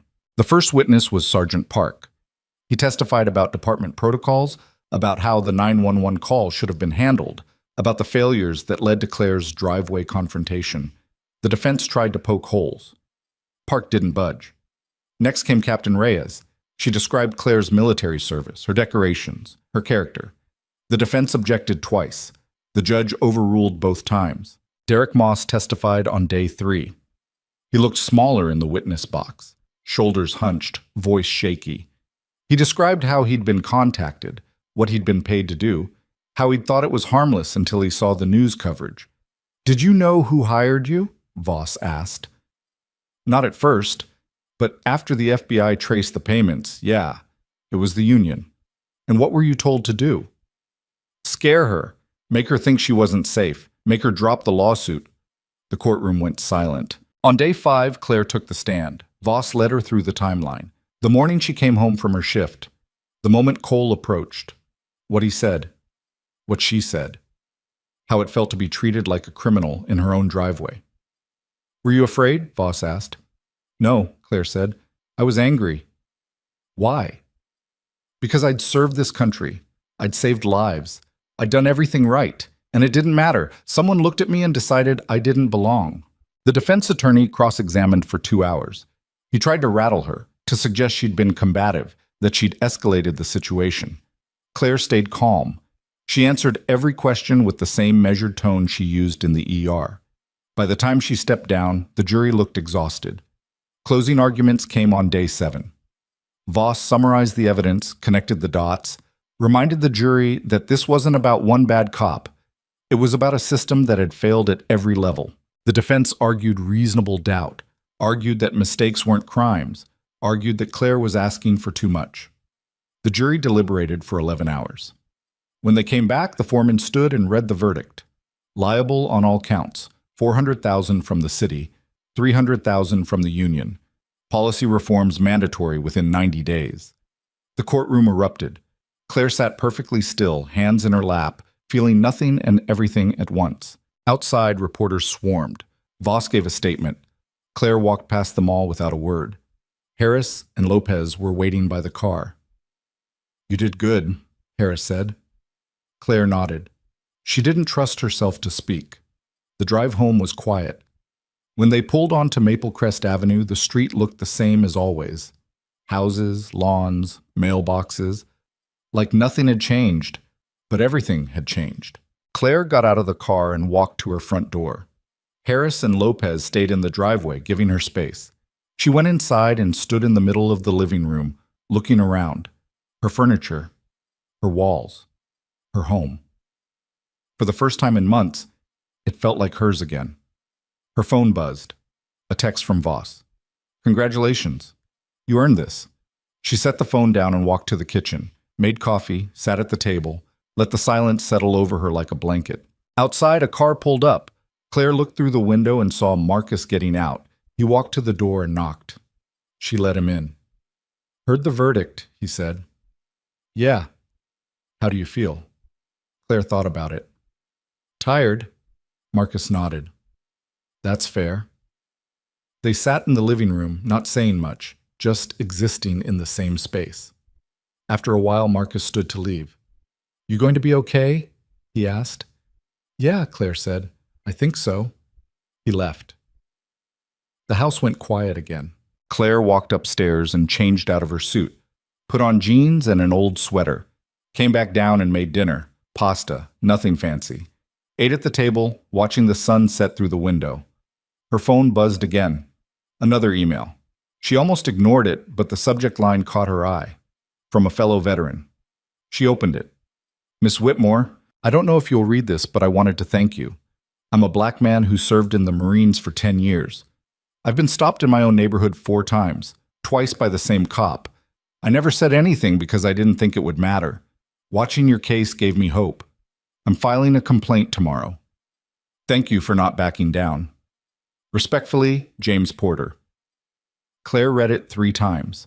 Then she closed her laptop and leaned back in the chair. Outside, the streetlights flickered on. The neighborhood settled into evening rhythms. And for the first time since this all started, Claire Whitmore allowed herself to believe that maybe, just maybe, it had been worth it. But as she stood to clear her plate, her phone buzzed one last time. An email. No subject. No sender name. Just an attachment.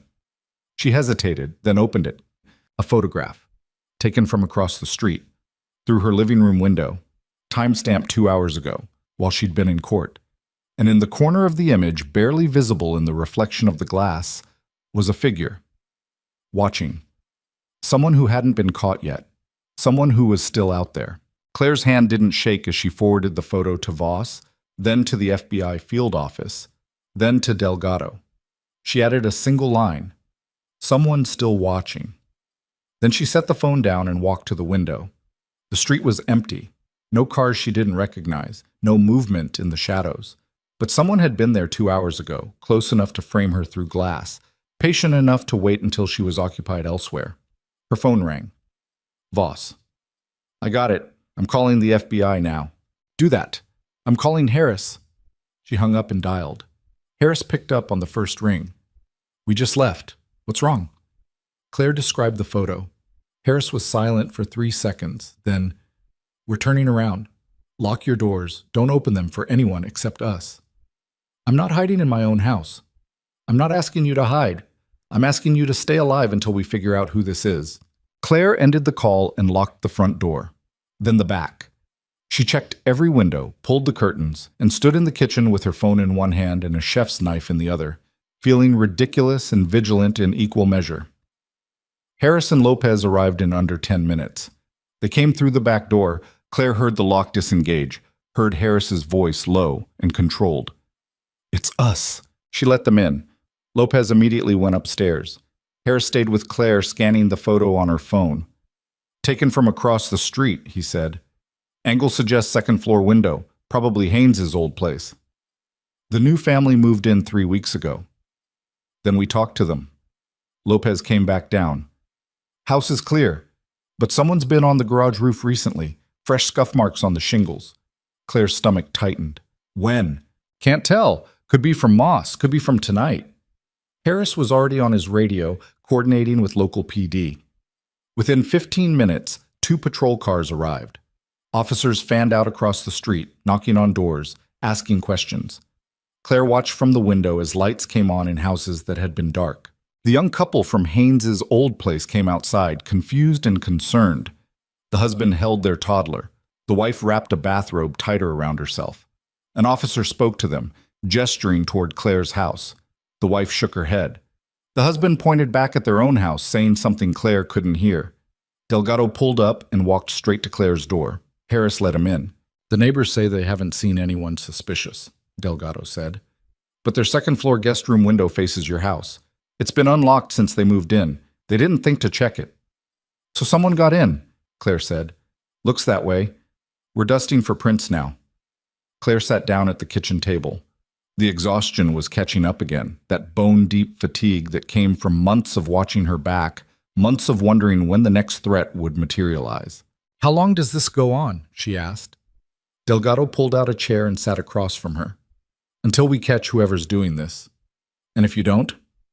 "We will." Claire met his eyes. "You can't promise that." "No," Delgado admitted. "But I can promise we won't stop trying." An hour later, the FBI arrived. 2 agents in dark suits, badges clipped to their belts, expressions that gave nothing away.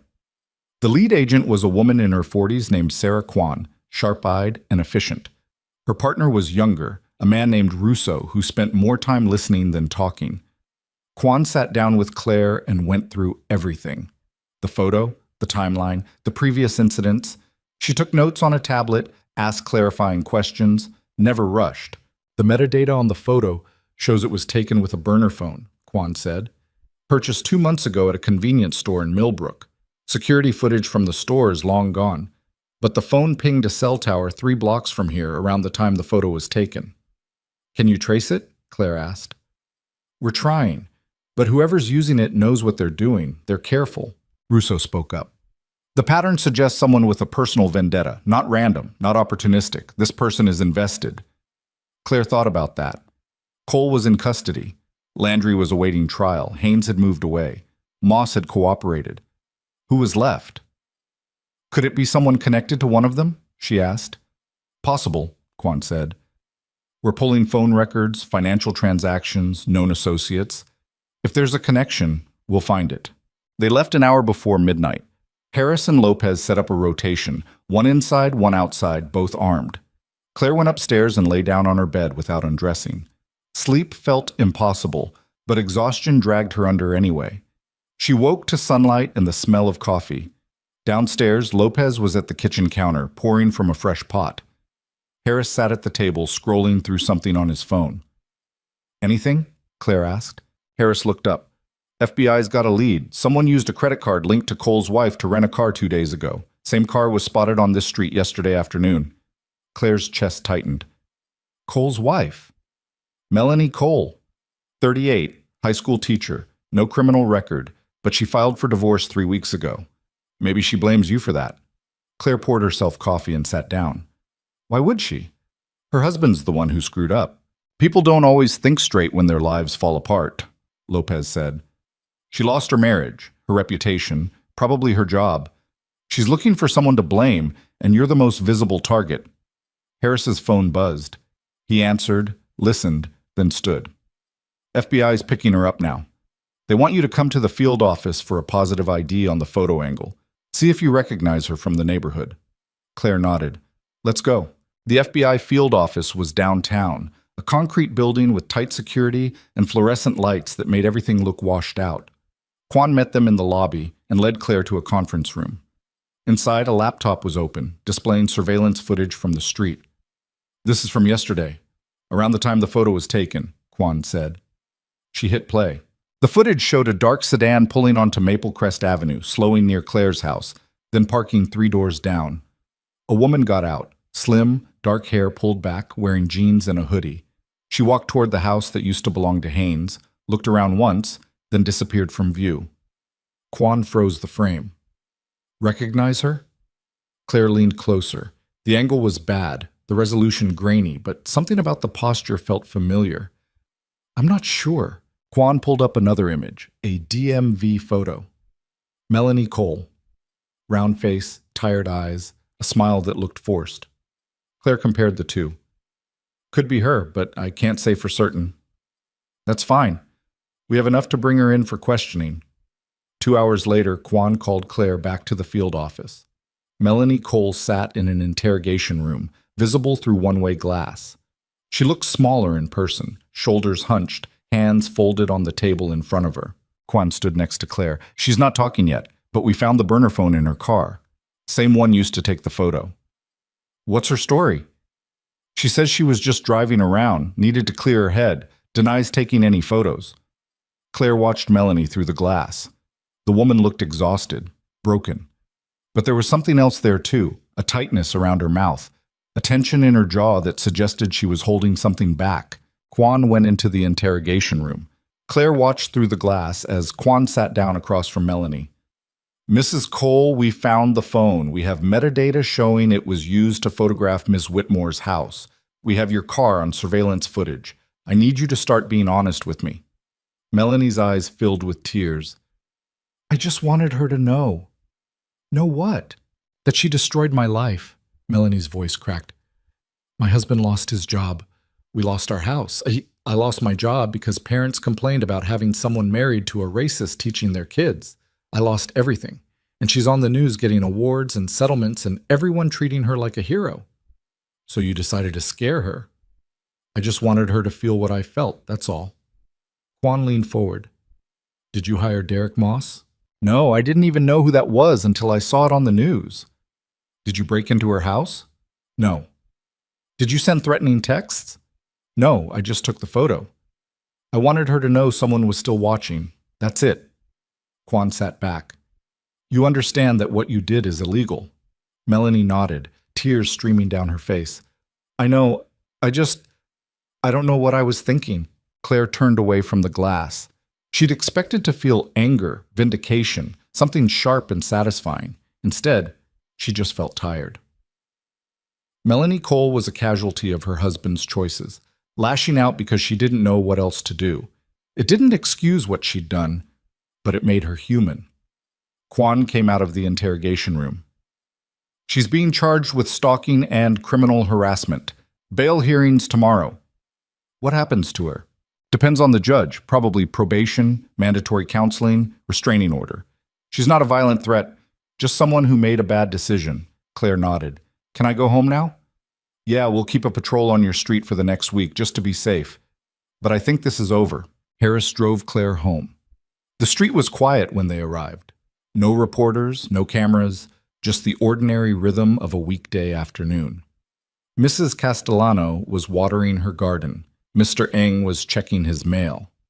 Normal life, continuing like it always did. Claire got out of the car and stood in her driveway, the same driveway where this had all started, the same spot where Cole had told her she didn't belong. You good? Harris asked. Yeah, I'm good. Lopez and I are pulling off the detail tomorrow. You need anything before then? Claire shook her head. I think I'm okay now. Harris nodded. You know how to reach us if that changes. He left. Claire went inside and stood in the middle of her living room looking around. Her house, her space, finally hers again. She made lunch, soup from a can, toast with butter, and ate at the table, staring out the window at the street. Across the way, the young couple who'd moved into Haynes's place were loading their toddler into a car seat, heading out for errands or appointments or whatever normal families did on a Thursday afternoon. Her phone buzzed. A text from Marcus. Heard they got her. You okay? Claire typed back, Yeah, finally. Good. You earned this. She set the phone down and finished her lunch. Then she opened her laptop and started scrolling through emails. Most were congratulations, expressions of support, offers for interviews she'd never accept. But one stood out. It was from a woman named Dr. Evelyn Torres, director of a veterans advocacy organization based in the state capital. Ms. Whitmore, I've been following your case closely. What you've accomplished, not just the legal victory, but the way you've handled yourself throughout this ordeal, has inspired a lot of people. I'd like to talk to you about joining our advisory board. We work with veterans transitioning to civilian life, particularly those facing discrimination or systemic barriers. I think your perspective would be invaluable. No pressure, just an invitation to talk. Best, Dr. Evelyn Torres. Claire read it twice. Then she hit reply. Dr. Torres, I'm interested. Let's talk. Claire Whitmore. She sent it and closed the laptop. Outside, the sun was starting to dip toward the horizon, casting long shadows across the lawn. Claire stood and walked to the window, watching the light change, feeling something shift inside her. For months, she'd been fighting just to hold on to what was hers, her house, her peace, her dignity. Now, for the first time, she was thinking about what came next. Not just survival, but purpose. Her phone rang. Voss. Just heard about Melanie Cole. You okay? I'm fine. Good. Because I have news. The city's implementing the policy changes. Mandatory bias training for all officers, independent review board for complaints, body cam footage automatically flagged for supervisory review on any use of force incident. It's all going into effect next month. Claire sat down. That's good. It's more than good. It's precedent. Other cities are watching. This could ripple out. Let's hope it does. Voss was quiet for a moment. You did something important here, Claire. I know it doesn't feel like enough. It never does. But it matters. Thanks. She hung up and sat in the silence of her kitchen. The house settled around her, familiar creaks and whispers she'd learned to recognize. Home. That night, Claire slept soundly for the first time in months. No nightmares, no jolting awake at phantom sounds. Just deep, dreamless rest. When she woke the next morning, the world felt lighter. Not perfect, not fixed, but better. She made coffee and sat on the front porch watching the neighborhood come to life. Kids walking to the bus stop, adults heading to work, Mrs. Castellano waving from 2 doors down. Dr. Patel called at 9. Hospital board met last night. They want you back. No restrictions. Full reinstatement. When? Whenever you're ready. Claire thought about it. The ER. The organized chaos. The immediacy of problems she could actually solve. Monday, she said. You sure? You can take more time if you need it. I'm sure. The weekend passed quietly. Claire cleaned the house, ran errands, did laundry. Ordinary tasks that felt luxurious in their normalcy. On Saturday afternoon, she drove to the hardware store and bought new locks for every door and window, installed them herself, taking her time, making sure each one was secure. On Sunday, she went for a run.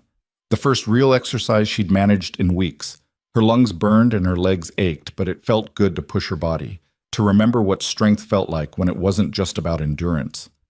Monday morning, Claire walked into Silver Ridge General at 6:30. Scrubs pressed, badge clipped to her pocket.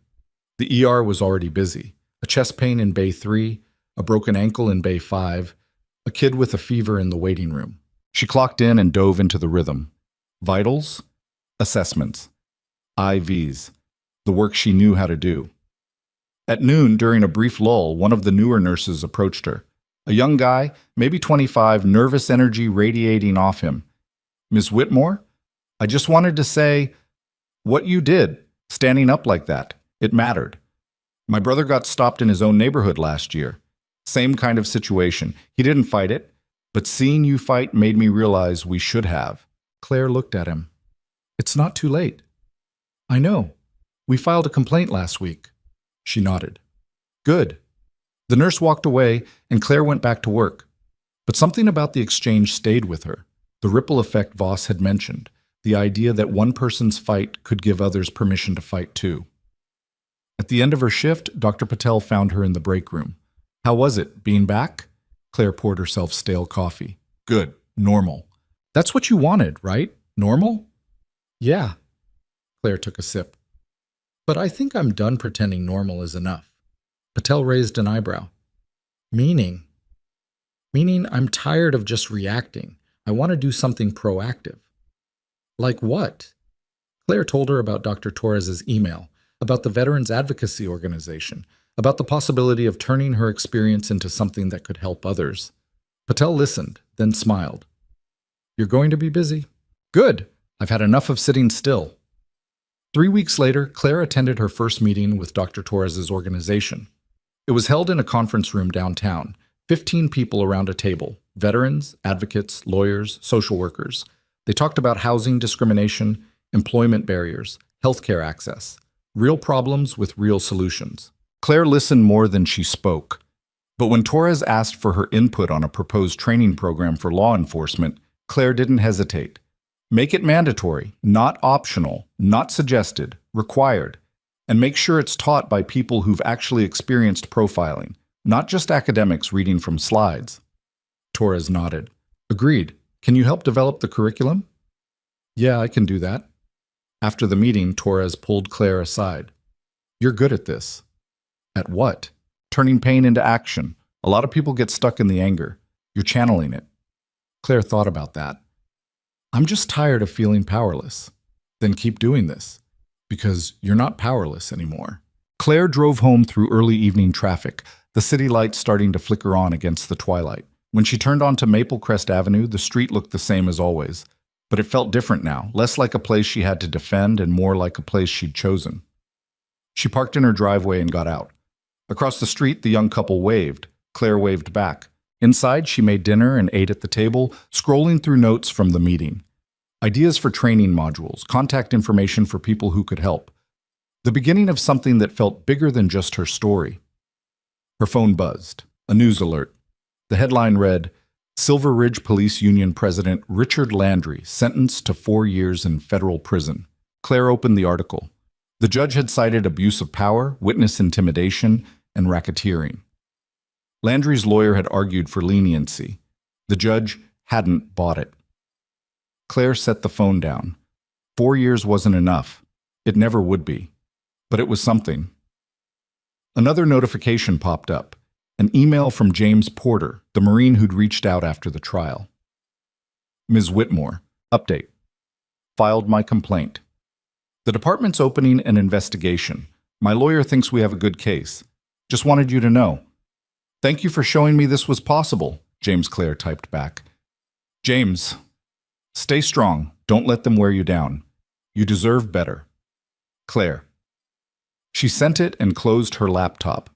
Outside, the streetlights glowed warm against the dark. Somewhere down the block, a dog barked. A car door slammed. Life continuing, ordinary and precious. Over the next 2 months, Claire settled into a new rhythm. 3 12-hour shifts at the hospital, 2 days a week working with Dr. Torres's organization, developing training materials, meeting with law enforcement agencies willing to listen. 1 day for herself, running, reading, existing without an agenda. The curriculum they developed was blunt and unflinching. It included video testimonials from veterans who'd been profiled, case studies of interactions gone wrong, role-playing scenarios that forced officers to confront their own biases. Some departments rejected it outright. Others adopted it enthusiastically. Progress was uneven, frustrating, slow, but it was happening. In November, Claire was invited to speak at a law enforcement conference in Chicago. She almost declined. Public speaking wasn't her thing, but Torres convinced her. They need to hear from you, not from me, not from a lawyer, from someone who lived it. So Claire went. She stood on a stage in front of 200 police officers and administrators and told her story. Not the sanitized version, the real one. What it felt like to be questioned in her own driveway, to have her identity dismissed, to spend months looking over her shoulder. When she finished, the room was silent. Then a hand went up. A young officer, maybe 30, black, sitting in the 3rd row. How do we fix it? He asked. I mean, really fix it. Not just policy changes that look good on paper. Claire thought about that. You start by believing people when they tell you something's wrong. You stop defending the system just because you're part of it. And you remember that the badge doesn't make you right. It just gives you power. What you do with that power is up to you. The officer nodded. Others started asking questions. The session ran 20 minutes over. Afterward, a lieutenant approached her. Older guy, gray hair, lines around his eyes that suggested he'd seen things. I've been on the job 32 years, he said. I thought I knew what I was doing. Your talk made me realize I've probably screwed up more times than I want to admit. Claire met his eyes. So what are you going to do about it? I don't know yet, but I'm going to figure it out. That was enough. On the flight home, Claire stared out the window at clouds lit orange by the setting sun. She thought about Cole, about Haynes, about Landry, about all the people who'd tried to make her smaller, quieter, easier to ignore. They'd failed. Not because she was special or particularly brave, but because she'd refused to accept that being treated with dignity was something she had to earn. When the plane landed, Marcus was waiting at the airport. "You didn't have to pick me up," Claire said. "I know, but I wanted to hear how it went." They drove back to Silver Ridge, and Claire told him about the conference, about the questions, about the officer who'd admitted he'd probably made mistakes. Marcus listened, then smiled. "You're making a difference." "Maybe. It's hard to tell. Trust me, you are." Back home, Claire unpacked and made tea, sat at the kitchen table and opened her laptop. Her inbox was full: follow-up emails from the conference, requests for consulting work, messages from people who'd heard her speak and wanted to share their own stories. She answered them one by one, patiently, carefully, knowing that each response mattered to the person who'd sent it. At midnight, she finally closed the laptop and went upstairs, looked out the bedroom window at the quiet street below. Her street, her neighborhood, the place she'd fought for and won. But winning hadn't been the point. The point was refusing to lose herself in the process. December brought the first snow. Claire stood on her porch, watching flakes drift down in the glow of the streetlights. Mrs. Castellano came out to shovel her driveway, and Claire grabbed her own shovel to help. They worked in companionable silence for a while, then Mrs. Castellano spoke. "I should have said something, back when it happened. I should have come over, told those officers they were wrong." Claire leaned on her shovel. "Why didn't you?" "I don't know. Scared, I guess, of making it worse, of getting involved." "A lot of people feel that way." Mrs. Castellano nodded. "But you didn't, and I'm sorry I wasn't braver." Claire looked at her. "You're here now. That counts." They finished the driveways together. When they were done, Mrs. Castellano invited Claire in for hot chocolate. They sat in her kitchen, warming their hands on mugs, talking about nothing important: neighbors, friends, the way things should have been from the start. On Christmas Eve, Claire worked a shift at the hospital. The ER was quieter than usual. A few minor injuries, a case of food poisoning, an elderly man with pneumonia. She treated them all with the same focused care, grateful for work that had clear outcomes. When her shift ended, she drove home through snow-dusted streets. The house was dark when she arrived.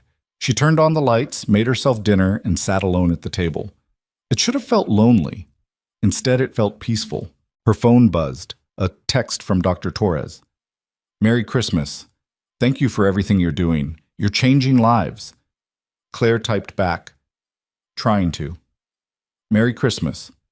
Another text came through, this one from a number she didn't recognize. "Ms. Whitmore, my name is Aisha Franklin. I'm a nurse in Georgia. I was racially profiled by police last month in front of my hospital. I saw your case on the news. I don't know if I should fight it or let it go. Do you have any advice?" Claire stared at the message. She thought about telling Aisha to let it go, to protect herself, to avoid the scrutiny and exhaustion that came with fighting. It would be easier, safer. But then she thought about James Porter, about the young nurse at the hospital, about all the people who'd sent messages saying her case had given them courage. She typed back, "Aisha, I'm not going to tell you what to do. Fighting is hard. It takes a toll. But I will say this. You deserve to be treated with dignity. If you decide to fight, you're not alone. There are people who will help, including me. Let me know what you decide." Aisha's response came within minutes. "Thank you. I think I'm going to fight." "Good. Here's the name of a lawyer who specializes in these cases." Claire sent the contact information, then added, "And Aisha, don't let anyone make you feel like you're asking for too much. You're asking for what everyone deserves. I won't. Thank you." Claire set the phone down and stood, walked to the window. Outside, snow continued to fall, covering the street in white. Clean, quiet, new. She thought about the version of herself who'd stood in that driveway months ago, tired from a long shift, confronted by an officer who'd decided she didn't belong. That version had been angry, scared, determined. This version was all of those things too, but she was also something else. She was free, not because the fight was over, not because justice had been perfect or complete, but because she'd stood her ground when it mattered most, and in doing so, had shown others they could too. The next morning, Claire woke early and went for a run. The streets were still quiet, fresh snow crunching under her feet. She ran past houses decorated with lights, past cars buried under drifts, past the spot where Cole had confronted her all those months ago. She didn't slow down, didn't look back, just kept running, breath clouding in the cold air, muscles burning in the good way. When she got home, she showered and made breakfast, sat at the table with coffee and the newspaper. A small article on page 3 caught her eye. Silver Ridge Police Department announces partnership with Veterans Advocacy Group for Bias Training Initiative. Claire read it twice. Her name wasn't mentioned. Dr. Torres got the credit, which was fine. The work mattered more than the recognition. Her phone rang. Voss. Merry day after Christmas. Same to you. I'm calling because I got a request this morning. National Civil Rights Museum wants to include your case in their permanent exhibit on modern discrimination. They're asking for artifacts, court documents, the body cam footage, personal items. I wanted to check with you before I responded.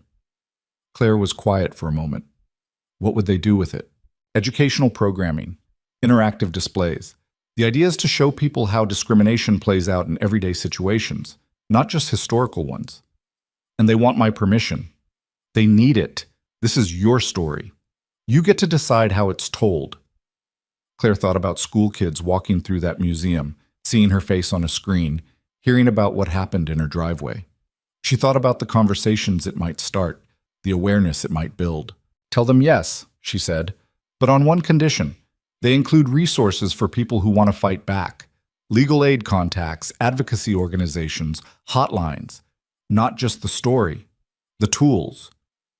I'll make sure they do. She hung up and finished her coffee. Outside, neighbors were starting to emerge, shoveling driveways, building snowmen with their kids. Normal life, continuing around her. Claire grabbed her coat and went outside, shoveled her own driveway, waved to Mr. Eng, helped the young couple from Haynes's old house dig out their car. Thank you, the wife said. You didn't have to do that. I know, Claire said, but we're neighbors. That's what we do. The wife smiled. I heard about what happened, with the lawsuit and everything. I'm glad you won. Claire nodded. Me too. It's good to have you here, on this street. It feels safer knowing someone like you is around. Claire wasn't sure what to say to that, so she just smiled and went back to shoveling. That afternoon, she drove to the Veterans Center across town. Dr. Torres had invited her to a New Year's planning session, and Claire wanted to be part of it. The center was busy, vets getting meals, attending counseling sessions, picking up donated clothes.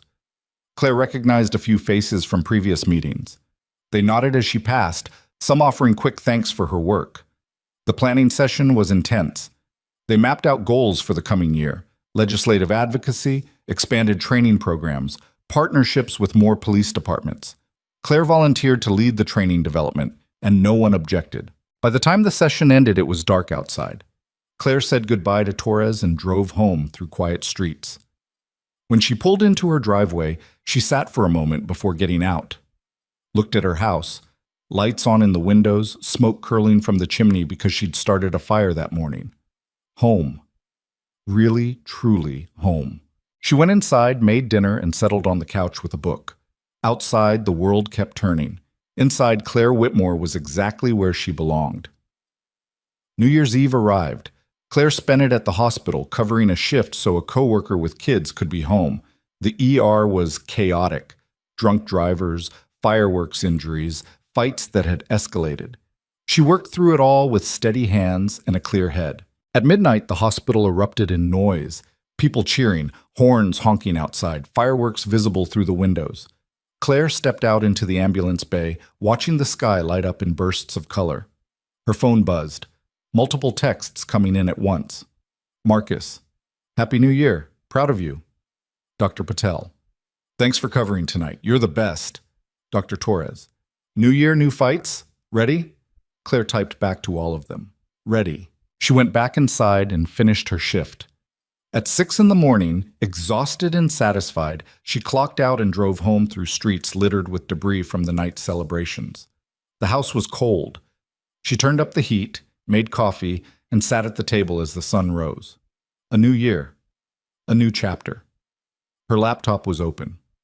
She pulled up a blank document and started typing. Dear Ms. Franklin, you asked me for advice and I gave you what I could, but I wanted to say something else.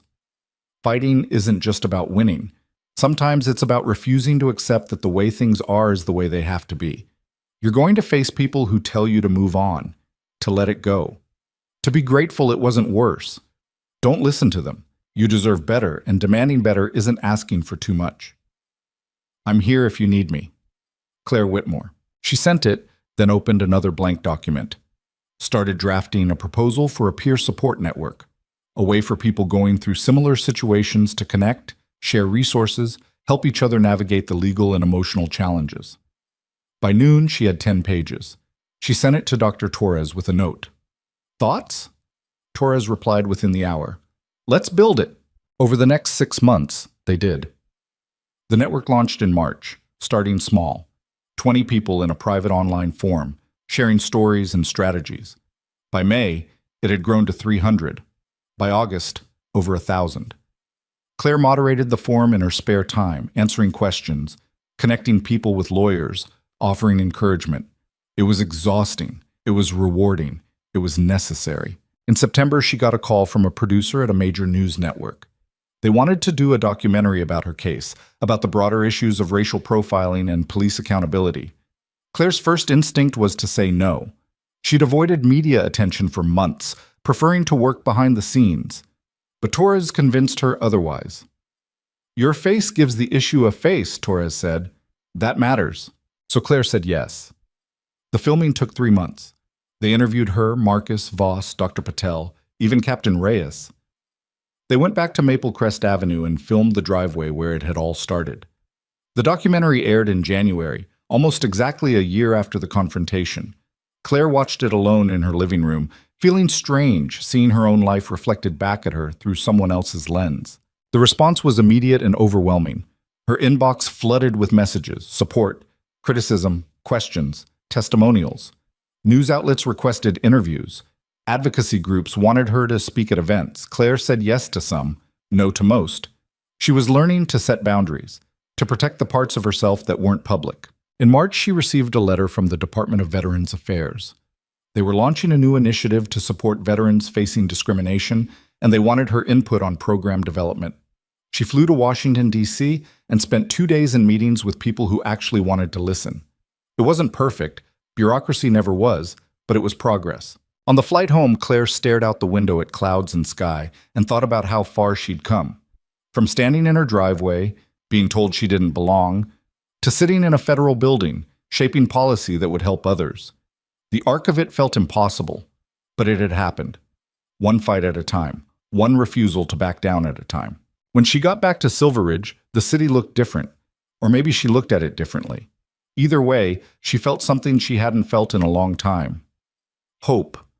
Not naive hope, not the kind that ignored reality or pretended problems would solve themselves, but the kind that came from knowing change was possible because she'd lived it.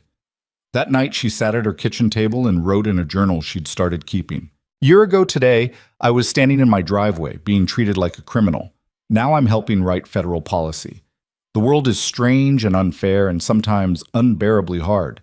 But it can change. It does change. You just have to be willing to push. She closed the journal and went to bed. Slept soundly. Woke the next morning ready to keep pushing. Because that was the thing about justice. It wasn't a destination. It was a direction. And as long as she kept moving toward it, she was doing what mattered. 2 years after the confrontation, Claire stood in the auditorium at Silver Ridge Community College, looking out at a crowd of 200 people who'd come to hear her speak. Veterans, activists, students, people who'd been profiled and people who wanted to understand. She told them her story, not to center herself but to illustrate a point, that ordinary people facing ordinary injustice could create extraordinary change if they refused to accept less than they deserved. When she finished, a young woman in the front row raised her hand. What do you say to people who think you should have just let it go? That it wasn't worth all the trouble? Claire smiled. I say they're wrong.